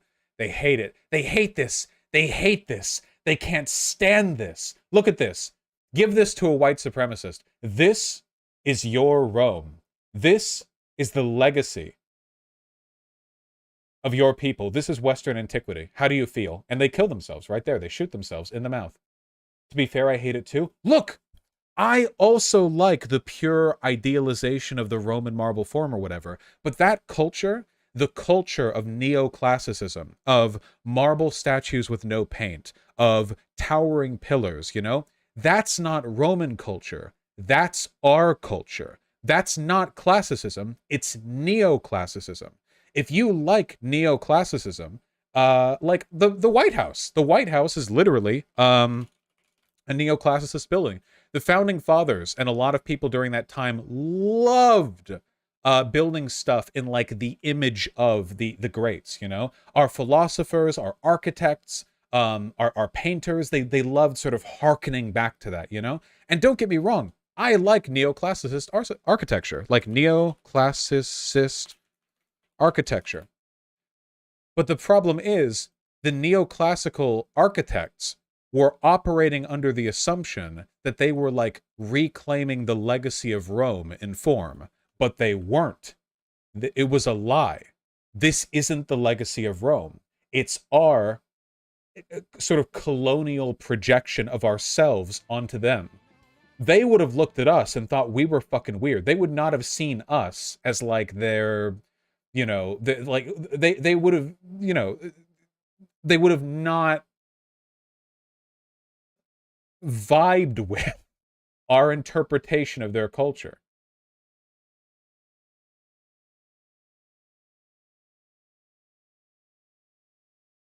Yeah, plus Roman bathrooms didn't have walls. No, they probably did. It depends. It's complicated.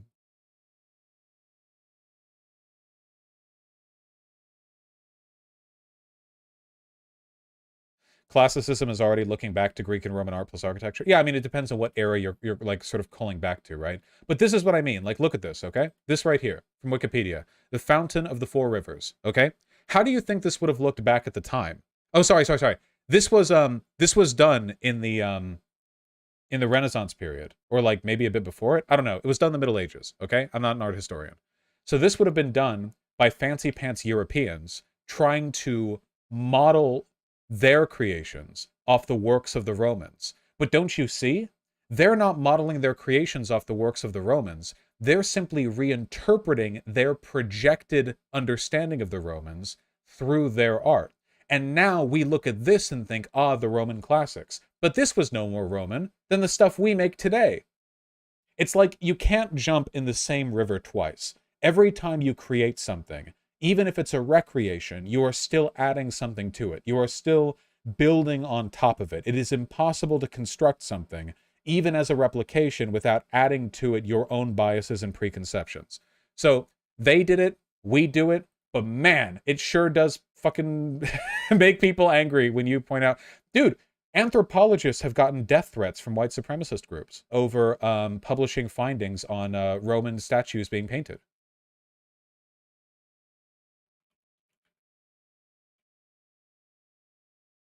Because this is like a serious blow to the aesthetic root of modern fascism, right?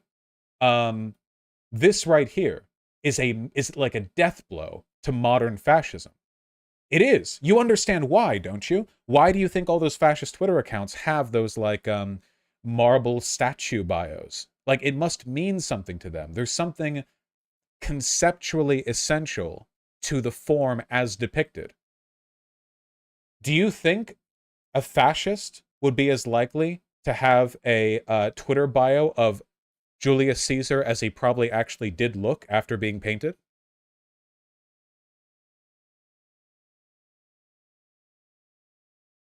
Because he looks like he looks like a diva. He looks like a homosexual.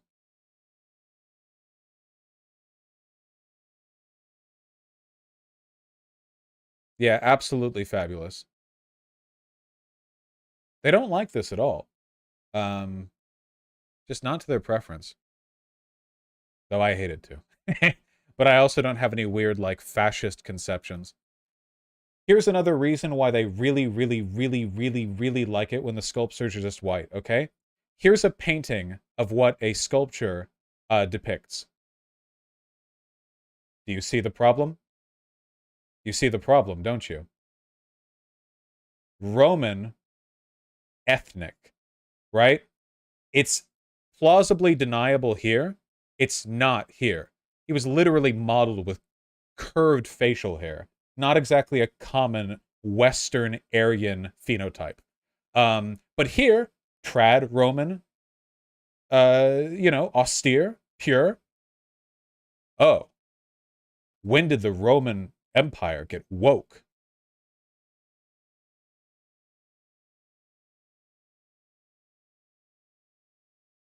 You get what I mean.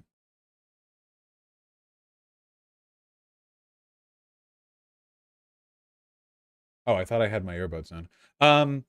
Funnily enough, the brain damage that we've kind of collectively experienced as a product of our sort of white supremacist misinterpretation of Roman antiquity, it's become so popular that now, like, overwhelmingly, the trend is to not paint statues. Think about it. You've gone to a museum, haven't you? Statues, even ones that aren't attempting some kind of classicist revival, don't have paint on them. Overwhelmingly. at least in my experiences looking at Western art in museums, and I've gone to a fair number of museums, sculptures tend to be just the material, right? But you have seen painted statues before, haven't you? You're just more likely to have seen them in other museum exhibits.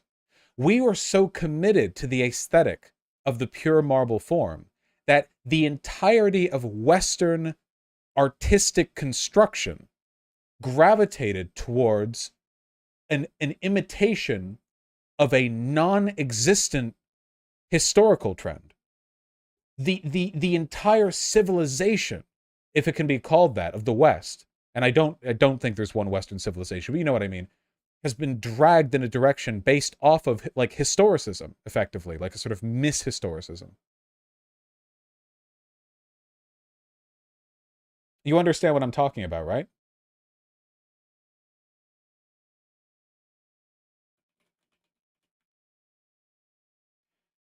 Well, yeah, you know, hopefully it's of value to someone. I've been to a decent number of museums, and overwhelmingly, it seems the case that like Western countries tend to just have the form itself. But I think I've seen a decent number of painted statuettes in like Southeast Asian exhibits and stuff like that.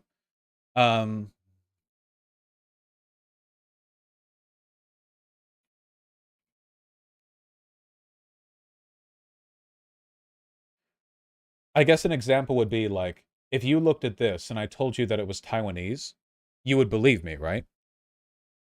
Because it is.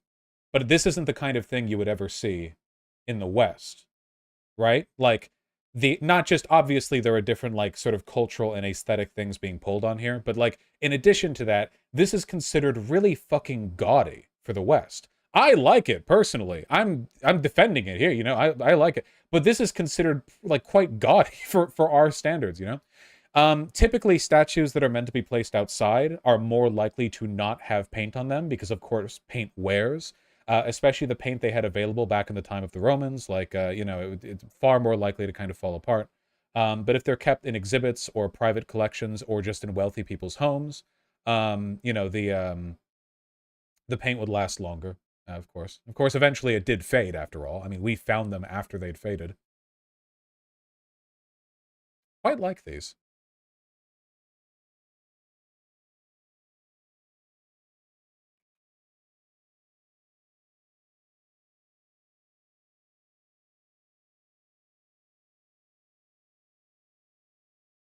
Okay. Point made.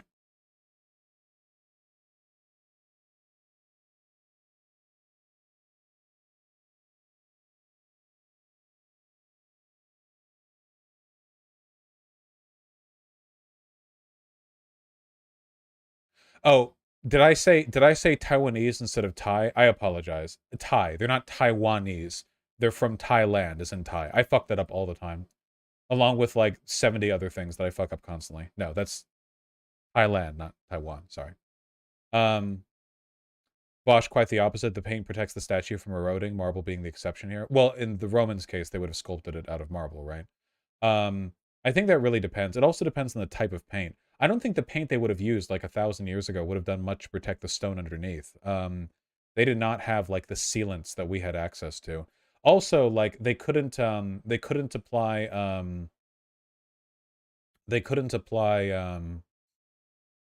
what's that term? What's the thing you put on over the paint? No, primer is before. No, primer's before. It's called primer. The sealant, the varnish, thank you. Yeah. The varnish. Yeah, because back in those days, varnish was made with biological materials that would discolor in UV, which is in sunlight, which is outside. So, yeah.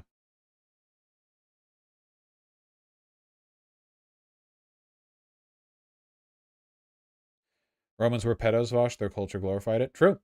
Unfortunately, most, not all, but most ancient, even pre-modern cultures would have been considered pretty overtly pedophilic by our standards. Yeah, I don't know how many exceptions you're going to find to that. Like, keep in mind, the value of consent, like as a concept, is a fairly new thing. Marital rape was legal in the US until a couple decades ago. Like, it's that new, you know? The whole problem with like the predation of children is a consent issue, obviously. And I really don't think if you go back 2,000 years, they give a shit about consent, you know, like that much. So, yeah.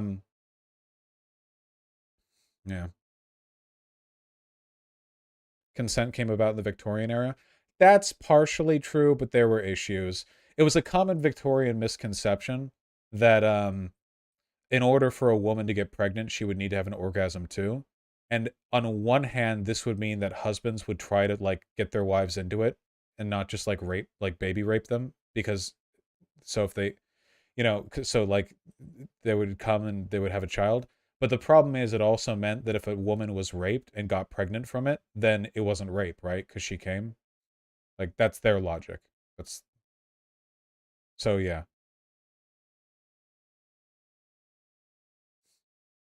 So, yeah, you know. Weird question. Do you think pedophilia is natural with how many old cultures? Rape is natural in the sense that humans naturally gravitate towards it.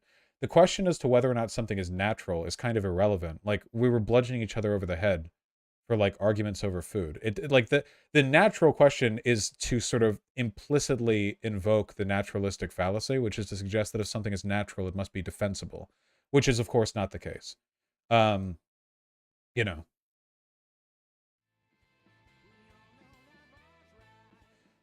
Roman emperor / empress Elagabalus was believed to be considered trans now. Really? I'm not reading all that. Why would you link me all this text? Oh my god. I'll just look for a statue or something. Sculpture. Oh yeah, 100%. 100%. Are you fucking kidding me? Absolutely. Boy motor. My alarms are going off. 0% chance. Yeah. Clocked from orbit.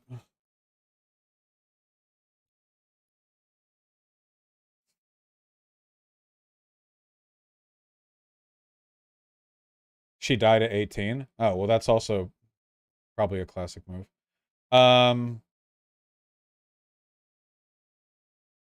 Takes one to know one. I'm a man motor, not a boy motor. Reader personal history. Nope. Romans had transsexual statues as well. Romans would be cool if not for all the slavery, conquering, massacres, and forced blood sports. We have transsexual statues too. Did you know you can go on like e-hentai or whatever and type in like big dick Fuda porn? Like, look, the West is accepting of trans people. There's women with penises there. Did you see Steven Crowder doing rape apologia? Yeah, I saw this. There's not really anything to say about this because it's like, I've said this before, but like Steven Crowder's job is to manufacture cruelty. That's it. I don't think he'll say anything. I don't think he cares that much, but like, if there is something about which he actually does care, it's that he should be allowed to rape women. I think that's probably like the thing he cares about the most, if he does care about anything. Just to be clear, so what I'm about to say is not an apologist for the rapists, like that man at Walmart, clearly guilty of rape, of course, as she insinuated. Yeah. But understanding that rape is primarily a crime of, I don't know, you're going to say it's a crime of power. Okay, get it, whatever. It's primarily a crime of wanting to have sex with someone who doesn't want to have sex with you, and so you have sex with them anyway. That is the definition. Okay. I think the fact that he was contrasting that with crime of power. So psychologically, rape isn't about sex, it's about power. This is a very well understood psychiatric thing. The act is sex, but the drive and mind state is power oriented. Yeah. So it's a fairly well understood psychological tendency. Wouldn't it stand to reason that the victims of rape would usually, not always, generally be those who are most desirable sexually, considering the crime? Maybe like the... No, it's not even remotely how it works, actually. So, kind of tripped at the first hurdle. 5s to 10s. I mean, like, you don't carjack a 98 Oldsmobile. No. And this... People do carjack old cars. What? That actually happens a lot? So, much as is the case with carjack, you know, the cars that are carjacked are the cars that are available to be carjacked. You know, crime of opportunity.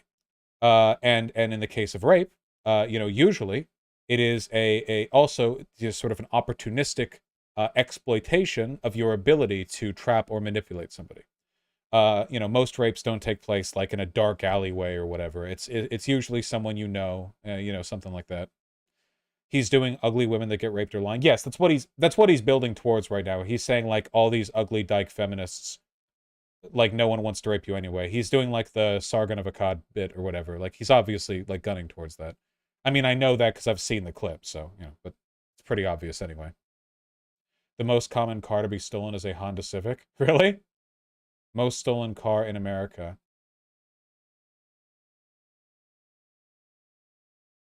No, this one says Ford full-size pickup truck is the most stolen one. Chevrolet full-size pickup. Honda Civic's number 3. Model base price, $10,000. I think these Honda Civics are lying. Wouldn't somebody only want to steal like Ferraris or something? I don't know. And it's always ladies like that who are claiming they're raped. I've searched, and I could be wrong about this. There are many, right? How many times have I been to a change my mind? It's always a blue-haired, would-be lesbian feminist who claim they're... Oh my God. I didn't even remember him mentioning that they would be a lesbian, but I threw that in there.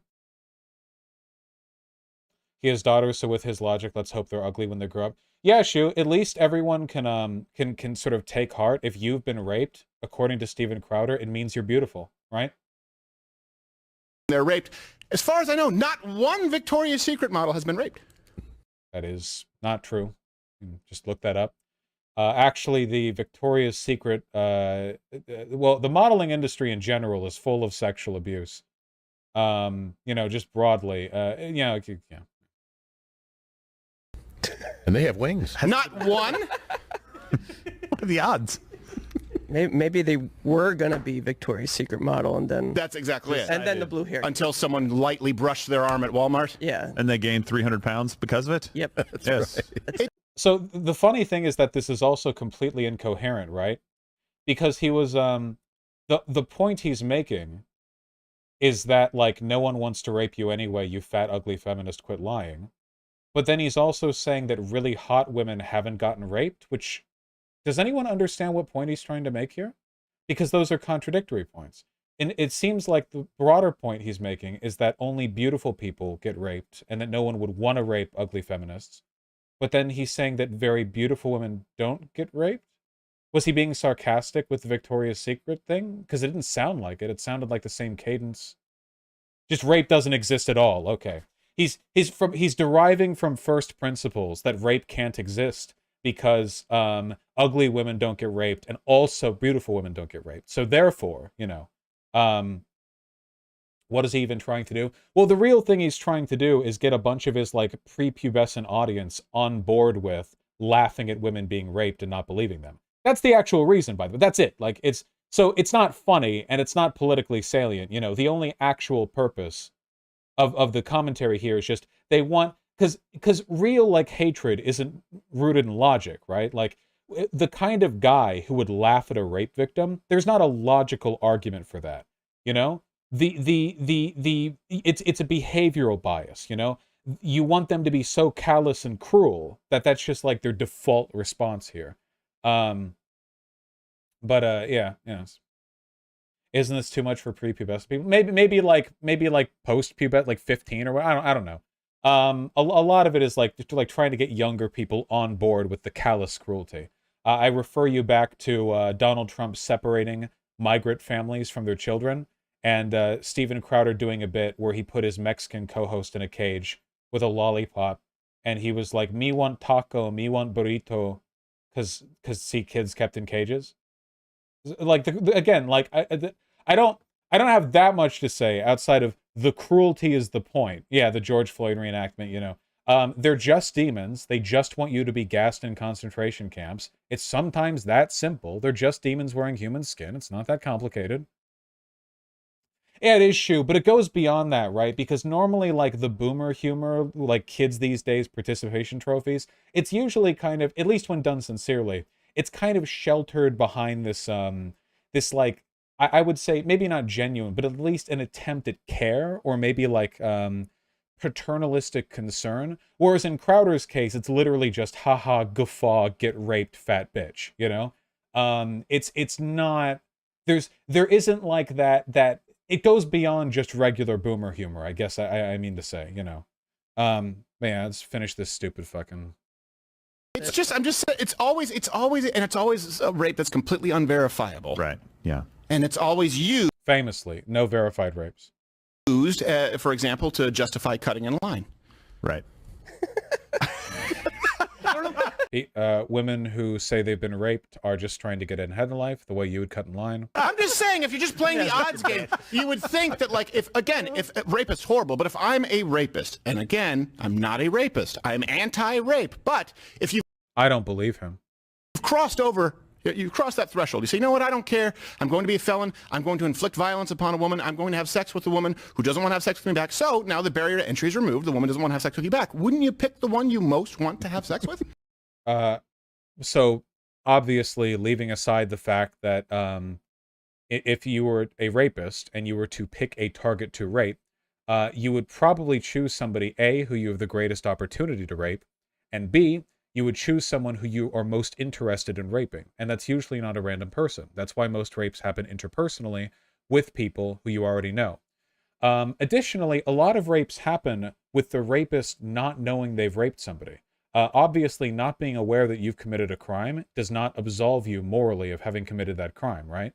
Like, if you're drunk driving and you, like, hit a kid and don't notice and you just think you hit a rock and keep driving, you're not absolved of the drunk driving accident.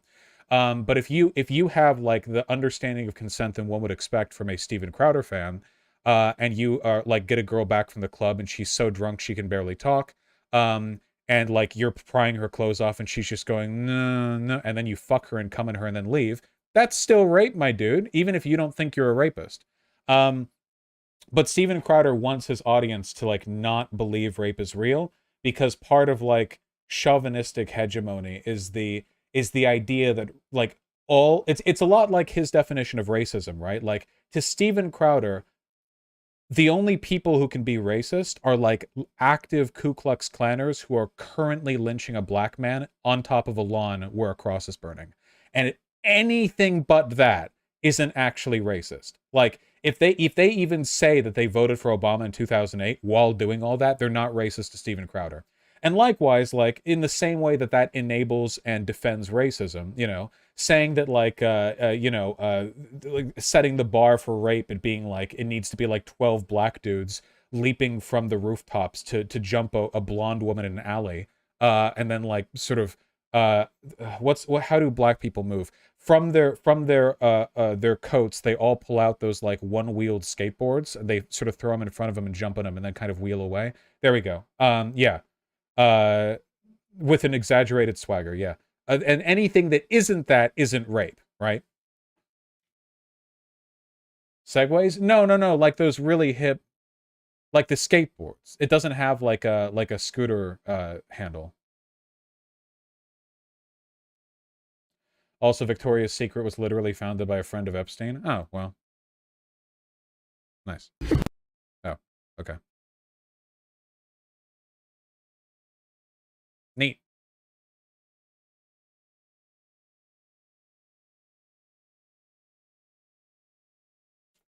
I think there were two wheels.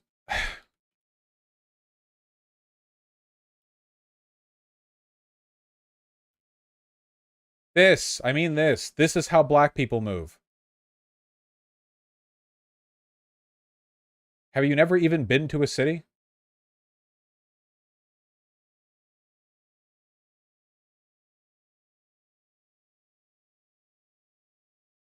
I've never ridden one. They look kind of cool, though. Not gonna lie.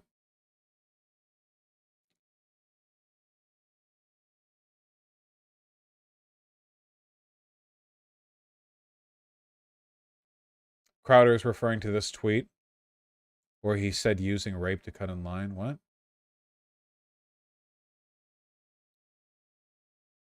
Oh, this tweet? Man, I hate it when shit like this goes viral, just because, like, there's really nothing to get from this, that, like, some people are mentally ill, right? So, okay, that's fine. This shit really happened to me because I asked a woman if she somehow didn't see the line of people she just cut at a register. Fucking touch! I can't calm down. I can't be fucking touched. I didn't touch you, man. I was raped not that long ago, and I can't stand another man touching me. Well, no. Okay, so a couple of things we gotta factor in here. First of all, I saw people treating this like a false rape accusation. Do you seriously think that this is going to go through the courts? Do you do you really think this is a false rape? Like this is being submitted through like the legal process? Like the police report, the investigation, the arrest, the trial date? Like fucking come on, seriously? Like people are treating this like ah yeah, well women will just scream rape at anything. Dude, she's having a fucking mental health episode, okay? It's a mental breakdown. That's it. That's literally all that's going on right here. It's some fucking PTSD, schizo, whatever. I don't know. She needs help. That's all I gotta say. Is she being annoying? Yeah, she's being annoying. Is she responsible for her own behavior? Yes, she is. But like, what are you even supposed to make of this, right? This isn't an example of like a narcissistic woman maliciously lying to slightly benefit herself. You see that. That's a thing that happens, you know? People who will make like an internal calculation like, I'm God, no one else matters, I will just lie to benefit myself. That happens. That's not what's happening here. This is not like the white lady in Central Park from that one video where the black guy was walking blackly, or I guess one-wheel skateboarding, and she was like, I'm gonna call the cops, and yeah, that situation. Yeah, like, that's another thing. This is not that thing. These are different things, you know? I mean, she's screaming real loud, but she's just saying she doesn't want to be touched, right? She wasn't claiming she's raped here. No one did that. I just can't. Is this a prank? I can't. He won't go away. He needs to go away. He's the fucking problem. I need to leave? No, just welcome. We'll take you to the I still got, okay. She threw some of my stuff. Okay. This is the shit I really don't care for, okay? I don't know why you need to film people, like, if it's a mental breakdown and nothing else, they're not attacking you or any shit like that. Like, they're just screaming super loud, like, yeah, we're gonna get a bunch of internet points, we're all gonna point and laugh at the mentally ill person, yeah. And, like, why engage with them? Do we not have, like, a little bit of, like decency?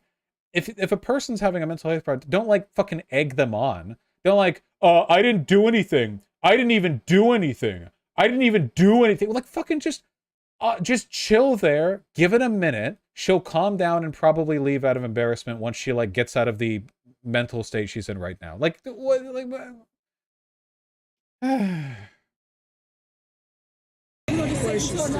Hell if I know. I'm so sorry. You're not sorry. She wasn't sorry when she cut in line and then screamed. See, I'm not opposed to publicly arguing with people if they're in the wrong, but nobody here thinks the person filming the video is in the wrong. This person who's filming does not need to defend themselves. Nobody watching this is thinking like, maybe this obviously insane woman is in the right, as opposed to the guy just standing here, you know? Like, you're a child. Vashi shouldn't be getting accused of doing something to her, though. Nobody is. Nobody's accusing him of anything, except for the lady who's obviously having a mental health breakdown. No, like, this isn't an issue. You don't need to defend yourself, or whatever. Like, there's nothing... Like, I once went on a bus in Los Angeles. Always a big mistake, okay? And there was one time in all the times I took the bus, I ended up sitting opposite a mentally ill woman as she was very inappropriate towards me. I was just sitting there, and then she started accusing me of like staring at her, and then like saying that I wanted to fuck her, and she was like yelling this too. And I have my earbuds in. I'm sitting on the opposite side of the bus. I'm chilling. I'm not doing anything. You know what I don't do? I don't fucking argue with her. Because why? Why? Like, what possible benefit do I get from that? Who benefits from that? Outside of exacerbating a situation with a person who's having a mental health episode. Like, just... I didn't see you! To make it... If she was being mentally ill on Twitter, you'd argue with her? Yes, it's okay if they're on Twitter. Oh, I just asked her if she saw anyone in line. Just go! That's an adult. You're making it loud! Let's just walk up. I'm just talking. Walk up to her. Like, listen to the language of the guy who's recording. That's an adult? It's a mental health breakdown. Their brain is soup. What are you trying to argue over right now? What are you, like, what are you trying to procure? What outcome are you trying to arrive at with this behavior? So what do you do then? Just ignore them? Yes! Yes! That's it. That's literally it. If you have to, like, move a line or whatever, fine. That's fine. We live in such a hyper-atomized, individualistic world where people are like, the line schedule to which I am entitled has been slightly inconvenienced. Time for me to terrorize this fucking mentally ill person and, like, record them for clout. While like dragging out the interaction and worsening everything for everyone everywhere, so I don't have to like spend an extra 30 seconds moving to an adjacent line. Like, you're at that point, she's not deliberately like holding everyone up. You are deliberately holding everyone up. She's having a fucking brain meltdown. You're not. You're in a state where you could act better.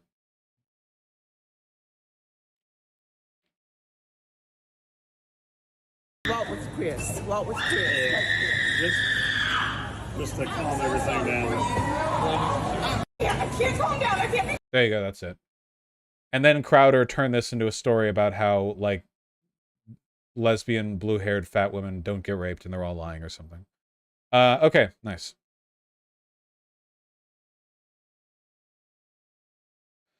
Now I disagree, fuck these people. Fuck you, Moose.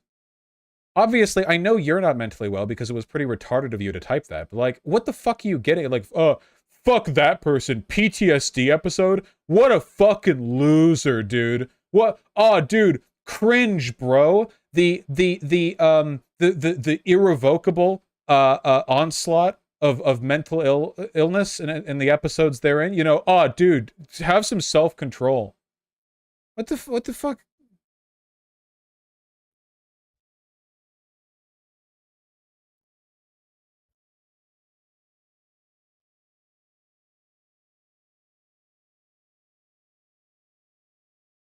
Are people not expected to compose themselves when in public?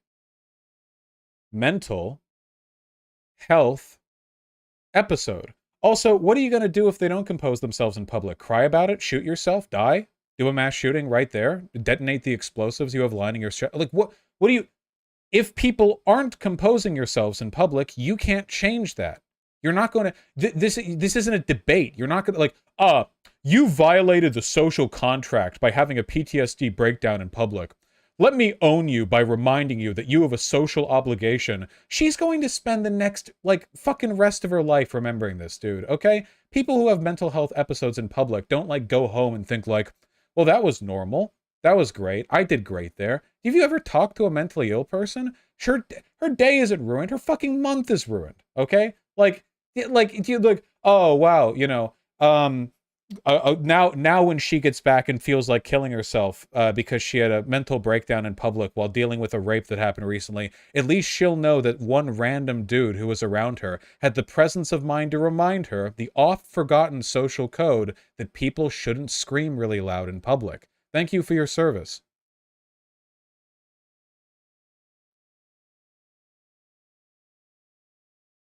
I don't think this is like a difficult...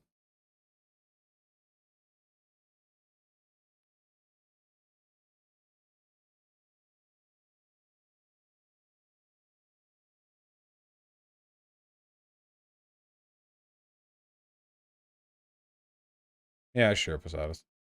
Or are you mod? Someone.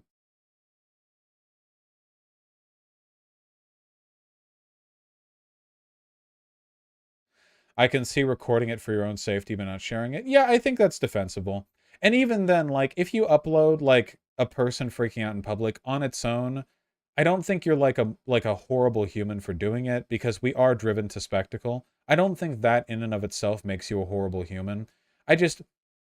There's so many factors compile here. The people in chat right now who are like, but isn't it logical to not have a PTSD breakdown?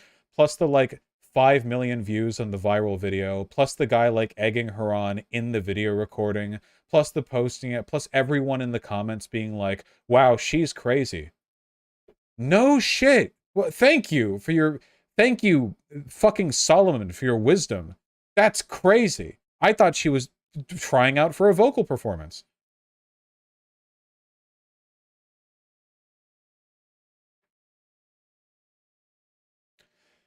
I've had a meltdown like this and someone called the cops on me. Please don't call the cops on people having a mental health breakdown unless they're actually inflicting violence on other people. Believe it or not, a lady just, like, in the corner of the store screaming really loud isn't actually a physical threat to anyone, but the cops are to her. You get to call the cops if they're, like, running around hurting people. That is the point where the cops get to be involved, you know? And even then, I mean, even then, I mean, you should if they're hurting people. It's just like bad outcomes can arise from that too, with a cop's apparent love and propensity for opening fire at occupied buildings with their, you know, car-mounted Gatling gun whenever they hear someone inside might be autistic. Our freakout is full of shit like this and it's sad. Yeah, you know why it's sad? The real sad people in our freakout and all the people who are like that aren't the fucking people in the video getting posted, okay? It's the people who are sneering at mentally ill people, alright? That's the real sad shit, okay? Because you have to be pretty fucking low, like, I'm home from my shift at work. Time for me to type out, like, demeaning comments about mentally ill people in a Reddit thread where a woman had a breakdown or something. Like, you're clearly doing this to compensate for some, like, personal deficiency. And, you know, I mean, at least that lady is living her truth, okay?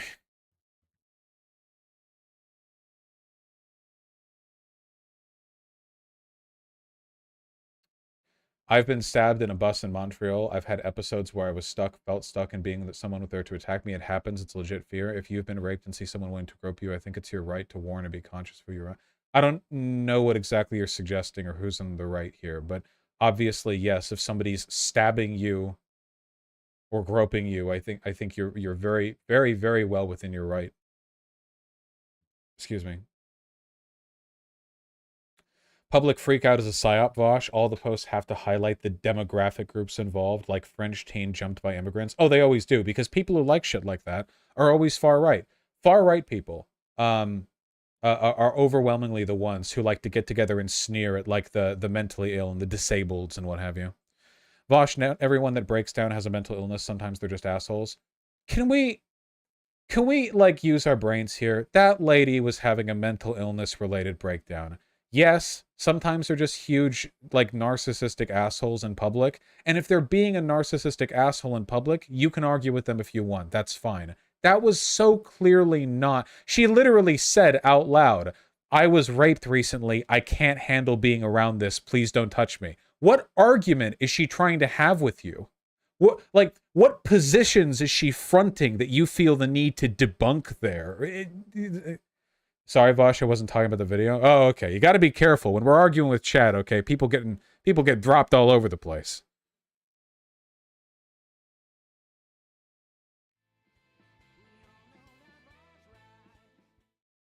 This actually happened to me in high school. White girl had an episode. They just kicked me out of class. I am a black guy. In all seriousness, support mental lol.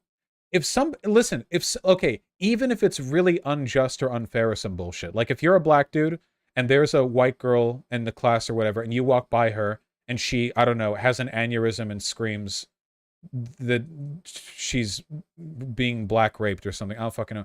If she's making a scene, just shrug and leave. That's it. That's all. That you will always look better. I promise you, you will always look better. If somebody else is having a mental breakdown, you will always look better. If you're just like, I'm not engaging with this, and you leave. You always look better there, with no exceptions. Every time, you know?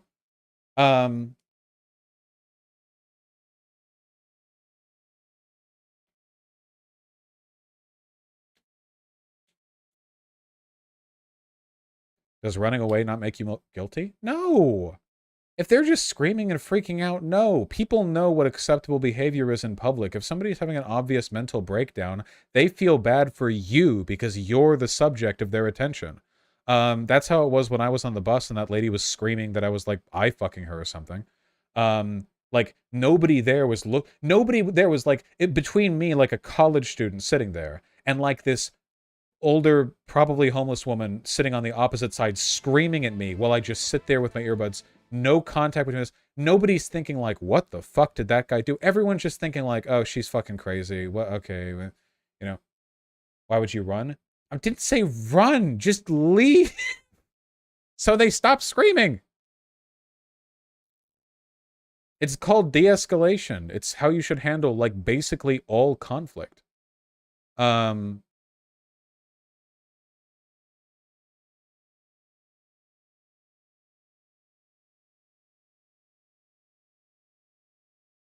Yeah, dodge roll, like in Souls-like, exactly. Chat's just really having an off day today. Chat is really having an off day today. Well, that's okay. We have our on and off days. Streaming tomorrow too, you know. And no run from all crime scenes, of course.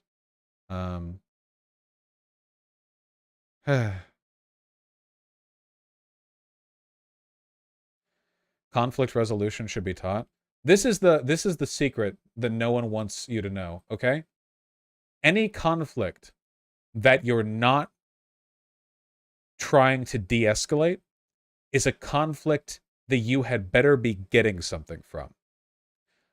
I escalate conflict all the time online because I am a debate streamer. But outside stuff like that, where my job literally involves arguing with people, you should always be de-escalating conflicts every time. Do you know why? Because people are retards and they're double retarded when they're mad. People are so stupid when they're mad. They're so emotional. People are so fucking emotional. Everyone, you, me, everyone. If you're really emotional, you are not going to change your mind. You are not going to like arrive at a positive. Have you ever had an argument with a significant other over something relatively minor?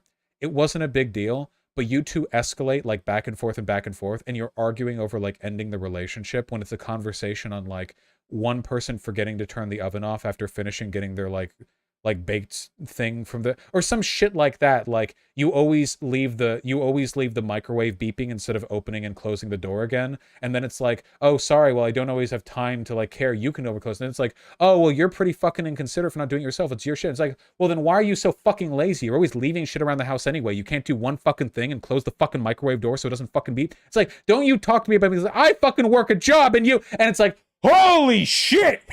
and then like, right? Yeah, and then like an hour later, it's like you're like threatening the relationship, and then inevitably what happens, at least what always happened with me, you know, is that you don't talk to each other for an hour. Just in like an hour, for an hour, don't communicate with them, and then you both just kind of walk up to each other with puppy eyes and you hug. Literally. Both of you, literally. Like, this is yeah, literally. That's just how it is.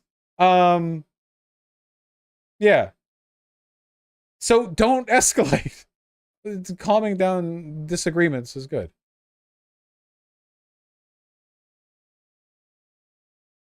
What about the other extreme of being too conflict averse? Well, you should still attempt to address the conflict. Don't ignore the subject of the disagreement. You just want to maintain that disagreement at like a cool temperature. You know, you want to maintain like a calm disposition as you discuss it, you know?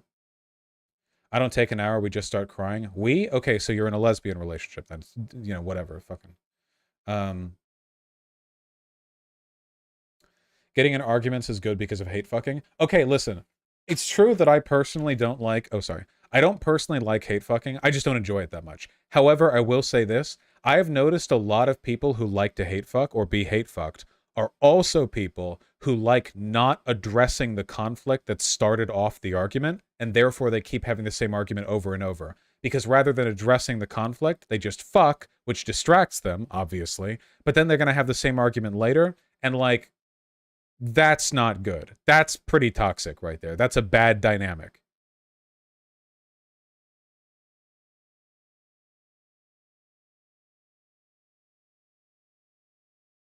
Nice, Big Papa Ethan. Who dat? We haven't had a cat today. Get back here.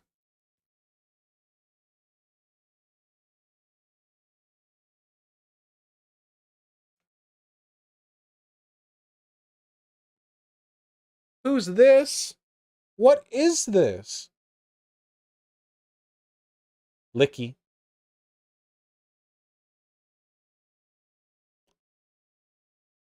What? Uh-huh. Yeah, scream. He was screaming to the mic. Nope. Oh, okay. Oh, she's so sharp. Oh, if I let go of her right now, she'll tear like chunks of skin out. Pigeon, what if you let go? What if, okay, Pigeon, what if, thank you. Thank you. I gotta trim your nails. Yeah, you're not twisting around this time. Don't do that. Be free. Woo.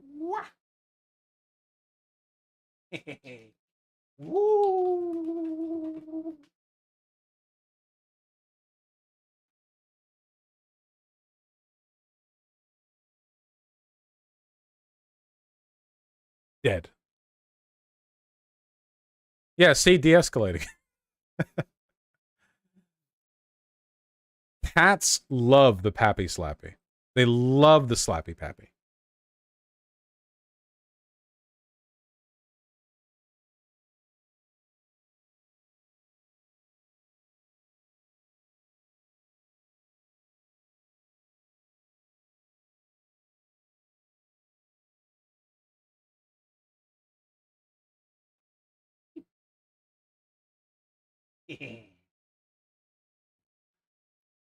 They love the Slappy Pappy. We saw the Nord Stream thing. Is that a hairless cat thing? No, it's all cats. Some people also incorrectly say that it's a sex response, that if you're slapping them like above and behind the tail, they mount their butt up to like get fucked, but that's not true because males do it too. So I just think cats like it a lot.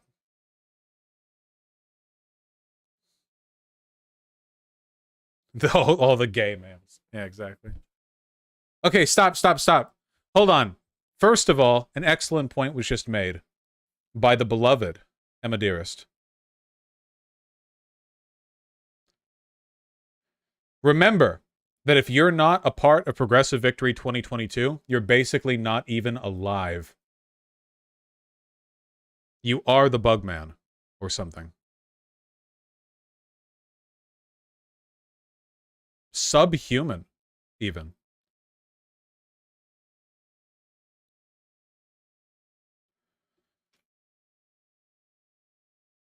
Check it out, dipshits. Cute. Hey, my name is Sam Drizmala. I'm one of the co-founders of Progressive Victory 2022. And together with... That's true. Sorry, commenting. The help of volunteers around the United States and around the world, we're putting together a network of activists with the goal of getting progressive leaders elected to positions in our government. Already, we've connected thousands of progressives across the country and the world with other people who live near them and share their values. And we've connected members of the community with progressive leaders like Odessa Kelly and Jamal Bowman. Let's meet some of the volunteers and ask them why they joined PV22. My name is Abby. I'm 20 years old and I'm from southern Georgia. I'm Peter. I'm 23 and I live in Foshites, almost certainly. Texas. My name is Andromeda. I am 21 years old and a registered voter in the state of Missouri. Hey, this is Zane, aka Zigabiz. I'm 31. I'm from Utah. Zigabiz! I'm Iris. I'm 25 years old and I live in Florida. California, Arizona. Oh, no! Texas, no! Oklahoma, Indiana, there we go. Texas, Illinois, Wisconsin, Connecticut. I joined Progressive Victory 2022 because I feel like it's time to start organizing, and it has been for a while now. What a better place to start, right? I joined PV22 because conservatives are killing this planet. I joined PV22 because I didn't want to be one of the people that sat around when possible change could actually be made. Because I want to help in the fight against fascism and bigotry. Guys, isn't this so fucking cool? You guys can go out and meet and touch grass. You can meet other Gaylords. You can meet other Gaylords. You can do it. Because I want to enact positive, progressive change in any way that I can. because I'm worried about how the current political climate could affect my ability to pursue my future. Because I saw it as an opportunity to act upon my pre-existing interests in political engagement. Because I want to support and uphold our democracy, and I think that this organization is a great way to start. I joined PV22 to help elect candidates that will work to protect trans rights. To pool our resources and figure out what we can do here locally to really make a difference. Because I care about having progressives in office and protecting our democracy. Because I realize that I can't just sit back and wait for things to be fair. That fairness, our rights, our democracy is something that we have to keep fighting for. Right now, volunteers are knocking doors, they're making phone calls, they're texting voters, they're talking to their friends and family members about the election, and they're building new technology and infrastructure for progressive candidates now and in future elections. As people who believe in progressive values, we have to be committed and get involved with our communities too. So you can get involved right now at progressivevictory.win. Sign up and jump into our Discord. Remember, guys, it's not just about the midterms. Even after the midterms are done, Progressive Victory 2022 is going to continue to work to direct people towards valuable causes. Do you have any idea? Think of how many people are signed up in any given, like, large city district in some of these places, you know? I mean, again, thousands and thousands and thousands of people are signed up. You know, some of these cities are going to have hundreds of people. Can you imagine that many people going out there to do some kind of, like, DSA event? Nobody could stop us. You guys got to get involved. Go to vosh.gg/map. Seriously. Like, seriously, do it. I'm angry at you if you don't. I really mean that. I mean that. There's no reason not to. Won't hurt you not to. I can't. Yes, you can. Yes, you can. I can't because I'm German. Do it anyway. Germans can text bank. Do it. Germans can text bank. I'm Canadian. Text bank. Go, go, go, go, go, go. I finally just joined right now. Going to get involved. Good. Alex then. They say that for people who go out there and do join PV 2022 and participate and phone bank and text bank and canvas, that there's a chance that I might visit them in their dreams and tell them Alden's number. Okay, go. Go. Emma Dearest is watching the join logs right now, which means that if you don't join right now, she's going to be mad. You're going to make her mad. You're angering her right now.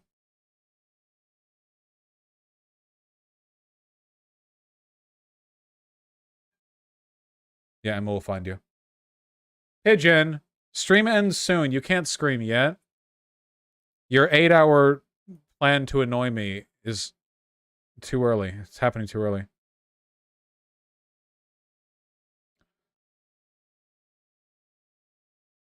Just signed up for phone banking on Thursday on my road to make history, baby. Hell yeah! I have considered that soaked and left, and as a neoliberal capitalist, it works in my interest perfectly. What is text banking? You get numbers, you text them. Hi, my name is so-and-so, and I'm with the da-di-da. Would you like to hear why you should vote for this person? And then, in most cases, they'll say nothing.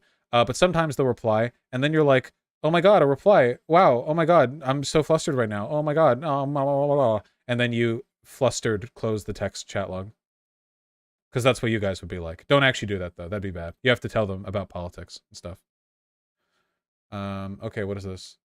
Marjorie Taylor Greene now running a contest to win a hog hunting trip with her? Oh, shit. And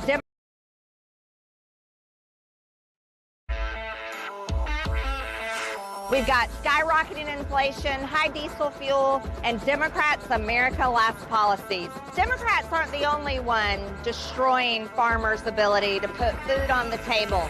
We've got wild hogs destroying farmers' fields. So we decided to go hog hunting.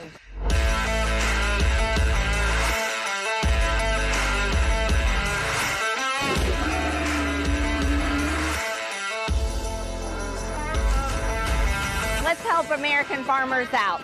Sign up below and let's go in that helicopter and go hog hunting. Enter to win now. What the fuck? This is real? Enter to win now.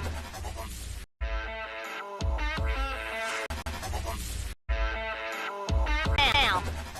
Enter to win Okay. Yeah, hog infighting. Hog hunting from helicopters is real. Yeah, it is. Hogs actually can cause agricultural issues. However, I will point out that while you know, dealing with pest animals is kind of just a necessary part of managing farmland, I don't think there's that much glory in it, you know? Like, that's always been kind of the weird thing to me, right? If so, you have hunting for glory and hunting for necessity. If you're hunting for necessity, then this should be about as rote and routine as like putting up traps to like keep coyotes out of your farm, or you know, like it's just part of like running the thing, you know? If you're hunting for glory, which I think is a morally wrong thing to do, I guess, but if you are doing that, then like surely all the glory is taken out of the fucking helicopter sniping road. You see, when she walks low to the ground like that, it means she's rowdy and wants to be played with. You didn't know about it, Vosh? Lol? Wait, why are you lolling at me? I'm saying I knew about it. Texas allows any means of killing hogs, including night vision assault rifles from helicopters. If you're doing it for a practical purpose, which is to protect the agriculture, then that makes sense. Yeah. It's like how they have to cut down on like deer populations in some areas, right? Like the deer season or whatever. But like I'm just saying it's not glorious. Like, isn't the point of hunting is supposed to be like you smear mud on your face and then you like traipse naked through the Everglades with a longbow that you personally carved with the tooth of a gator, until you find like a big lad, you know? I don't know.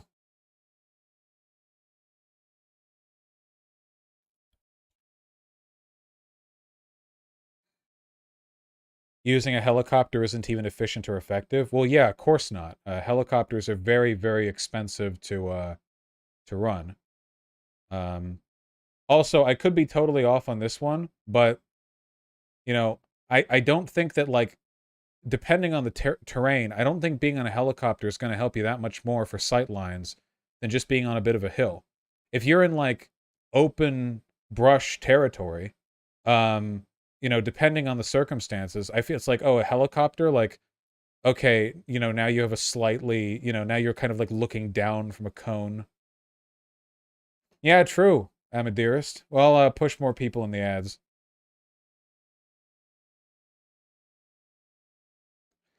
Nah, there's a lot of hogs to shoot and they run really fast. Just get a Gatling gun, you're fine.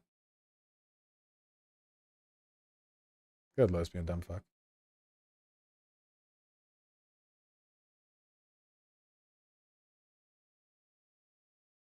We stun locked? No, we're exiting stream, actually. Let me hold on. Charles, I gotta run through these quick, and I'm going to. Over what, STO? Bilbo Baggins, congrats with your first HRT appointment. Love you too. Charlotte, thank you for the 5. Moose, the 5. Sop top of the 5 Australian. Yeah, I get you. Esther Voss, thank you for the $5. Possibly. Neptune32, thank you for the 3 consecutive Tier 1 subs. Really appreciate that. V-Raptor in Adelaide, thank you likewise. Charlotte96, the Willinator, Boxaflox 909, thank you for the $5 all. Pigeon! Pigeon! Pigeon!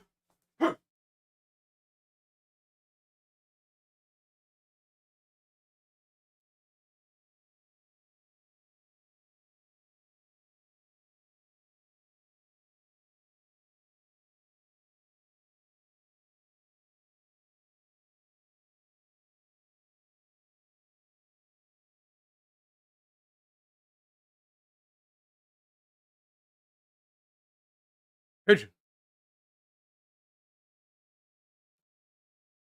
Pigeon. Why does she scream? Why?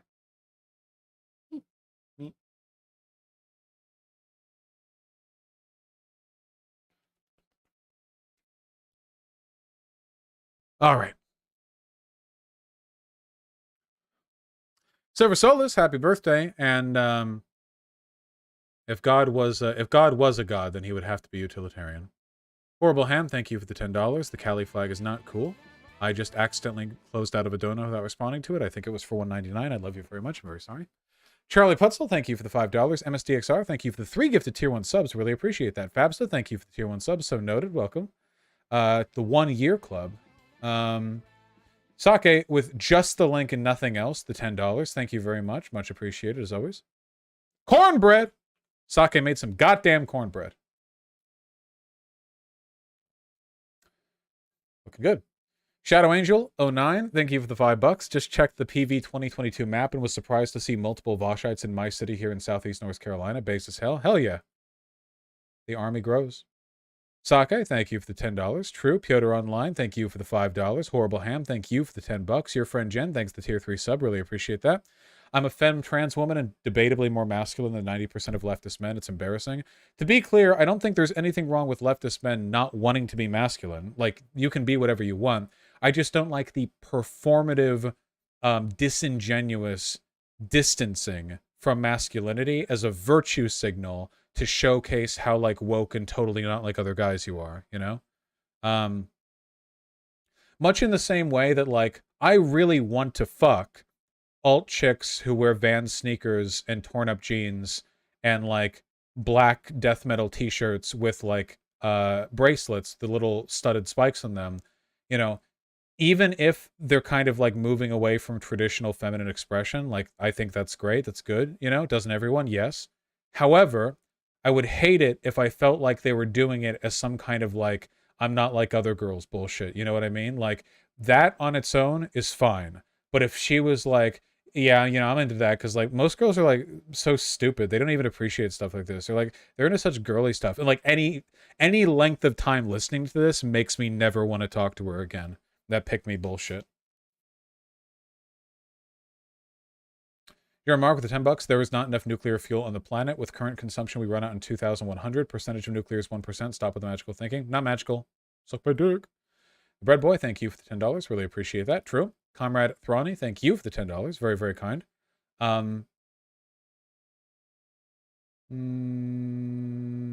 Maybe. Sake with the $10. True. Warp Bubble, Yankee with no brim. Thanks to the tier 1 subs both. Really appreciate that. Why is the title screaming? No reason. Sake with the 2 consecutive $10 donations. Fun thing about biscotti. Bis means twice. Kori means cooked. It references that you have to bake it twice. One as a loaf and then slice and bake as pieces. Oh, that tracks. It tastes like that. Pigeon. She's being a little fucking goofy ass little goober. Little fucking... M's a prime number. Thank you for the $5. Both still alive. Likewise. Charlie Putzo. Likewise. John Mathers. Likewise. Sake with the $10. Thank you kindly. Blue Boy with the 15. Thank you very much. Mikara with the tier 2 sub. Thank you very, very much. Not me, us. Thank you for the tier 1 sub. Soy Milk Tea. Thanks the $5. Look at my fat lizard. Very cute. Very cute. Boing. Panic Stasis, the tier 4 sub. Thank you very, very much. Just paying my yellow name tax. Much appreciated. Glory to the king. Sin Phoenix and Salty Internet Pirate, thanks to the tier 1 subs both. Charlotte and Markinator, thank you for the $5 both. Essence of Thought made a video about you saying you need to leave. What?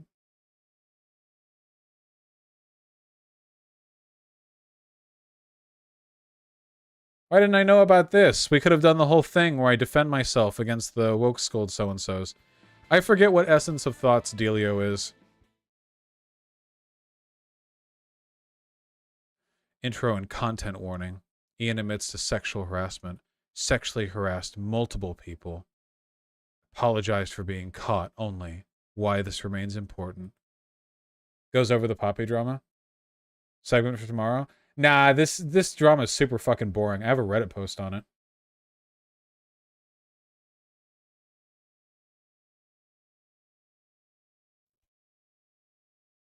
Yeah, I sexually harass my chat in every stream. She's gonna misgender half the audience, I bet. Yeah, all Vosh viewers have to be like guys.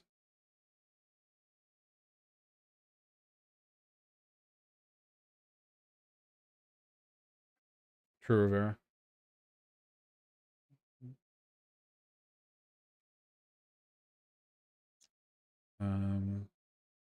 David Henry, thank you for the 2 Canadians. Sake with the 2 consecutive $10 donuts. Really appreciate it. Iconic Moronic, thanks for the tier 1 sub. Payne and Hullabaloo, how do you do? Thank you for the $5 both. Really appreciate that. Unhinged Jaw.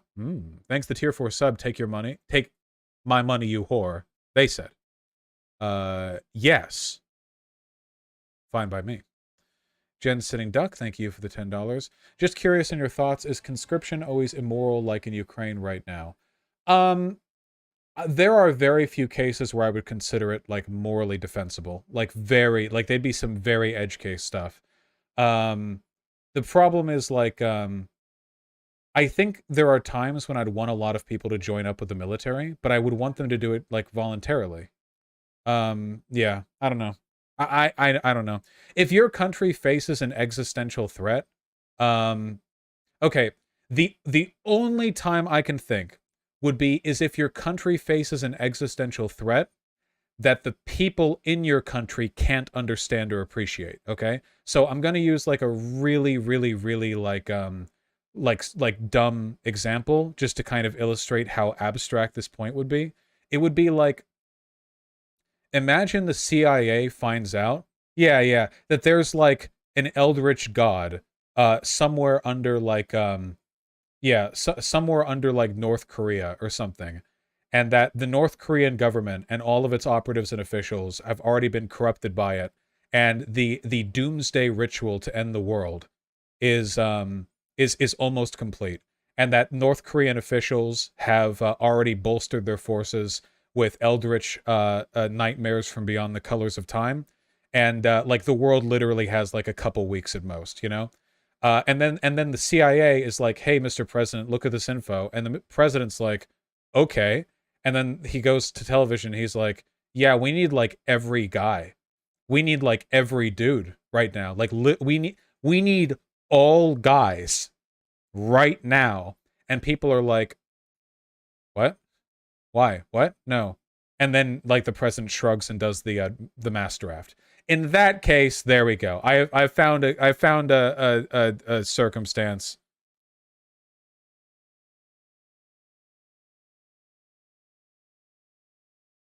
Why only dudes? Guys, gender neutral. Unless I say it isn't. Nope, sapient or something. You just have to have an earnest spirit.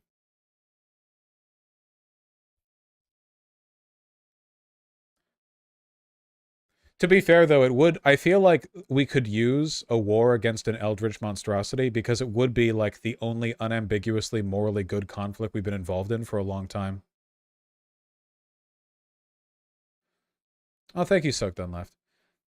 Oh yeah, of course. ContraPoints and Sean both use like very discursive, I mean, in Contra's videos, dialectical methods for presenting their ideas. So I feel like it would pull in the same like methods of persuasion that debate would.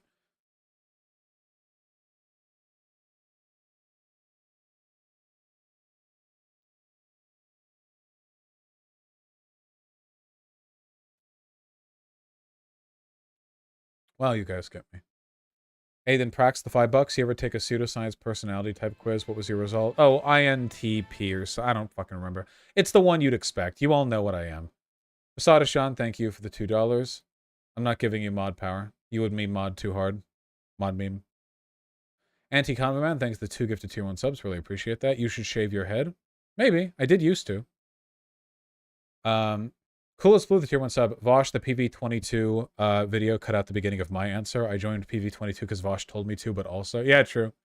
Hey, whatever it takes to get your asses out there touching grass. I miss the bun. I never wore it as a bun. Jordan, I99, thank you for the $20. Look, I'm a straight male, but I want to see Roman and Greek bisexuality in shows and movies. Invicta is a great show. Hell yeah. Romans, gay, emperors, and soldiers. I could give this a look. Yeah, there are a lot of homos. A lot of Romo homos. They were Romo homin all over the place. Homomin.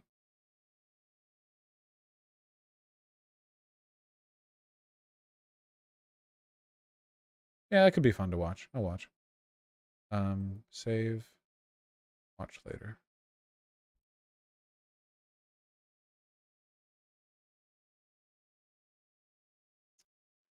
Disruptus Max is the $2. Make this a movie? Make what a movie? Sake with the $10. 99% of Vosh allegations can be dismissed with too old, not a horse. True. Wait for the barn to be broken open. Jeremy Mark, thanks to $5. Sorry, percentage of nuclear war was nuclear was 1% in 1973. Nowadays it's 5%. That is a significant amount considering the investment we put into it. Killock, the $5. Thank you very much. John Mathers, thank you for the incredibly kind $50. That was from yesterday. And Daniel Lannister, thank you for the $6.69. Okay, we made it. And also Luke took the $5. Thank you kindly. That's a clean 4 hours right there. Hopefully I'm a little bit more brain consistent tomorrow. I just have so much energy today, and I gotta get some shit done. Okay, I love you guys. You're beautiful people. You're so fucking sexy. Oh my god, are those your genitals? Those are so big. That's how do you even have the blood for them? That's crazy. Wow. So go take that energy. Take that energy. Merrick wants us to bully you into hosting her. I'm not a fucking bottom. Merrick got 2 hosts in a row last week. What am I operating here? A charity?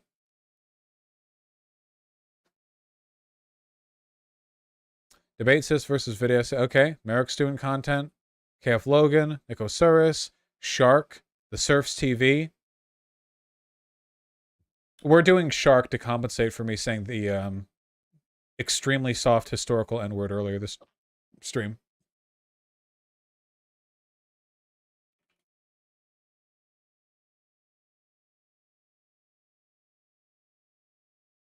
Yay! Reparations. Let's go!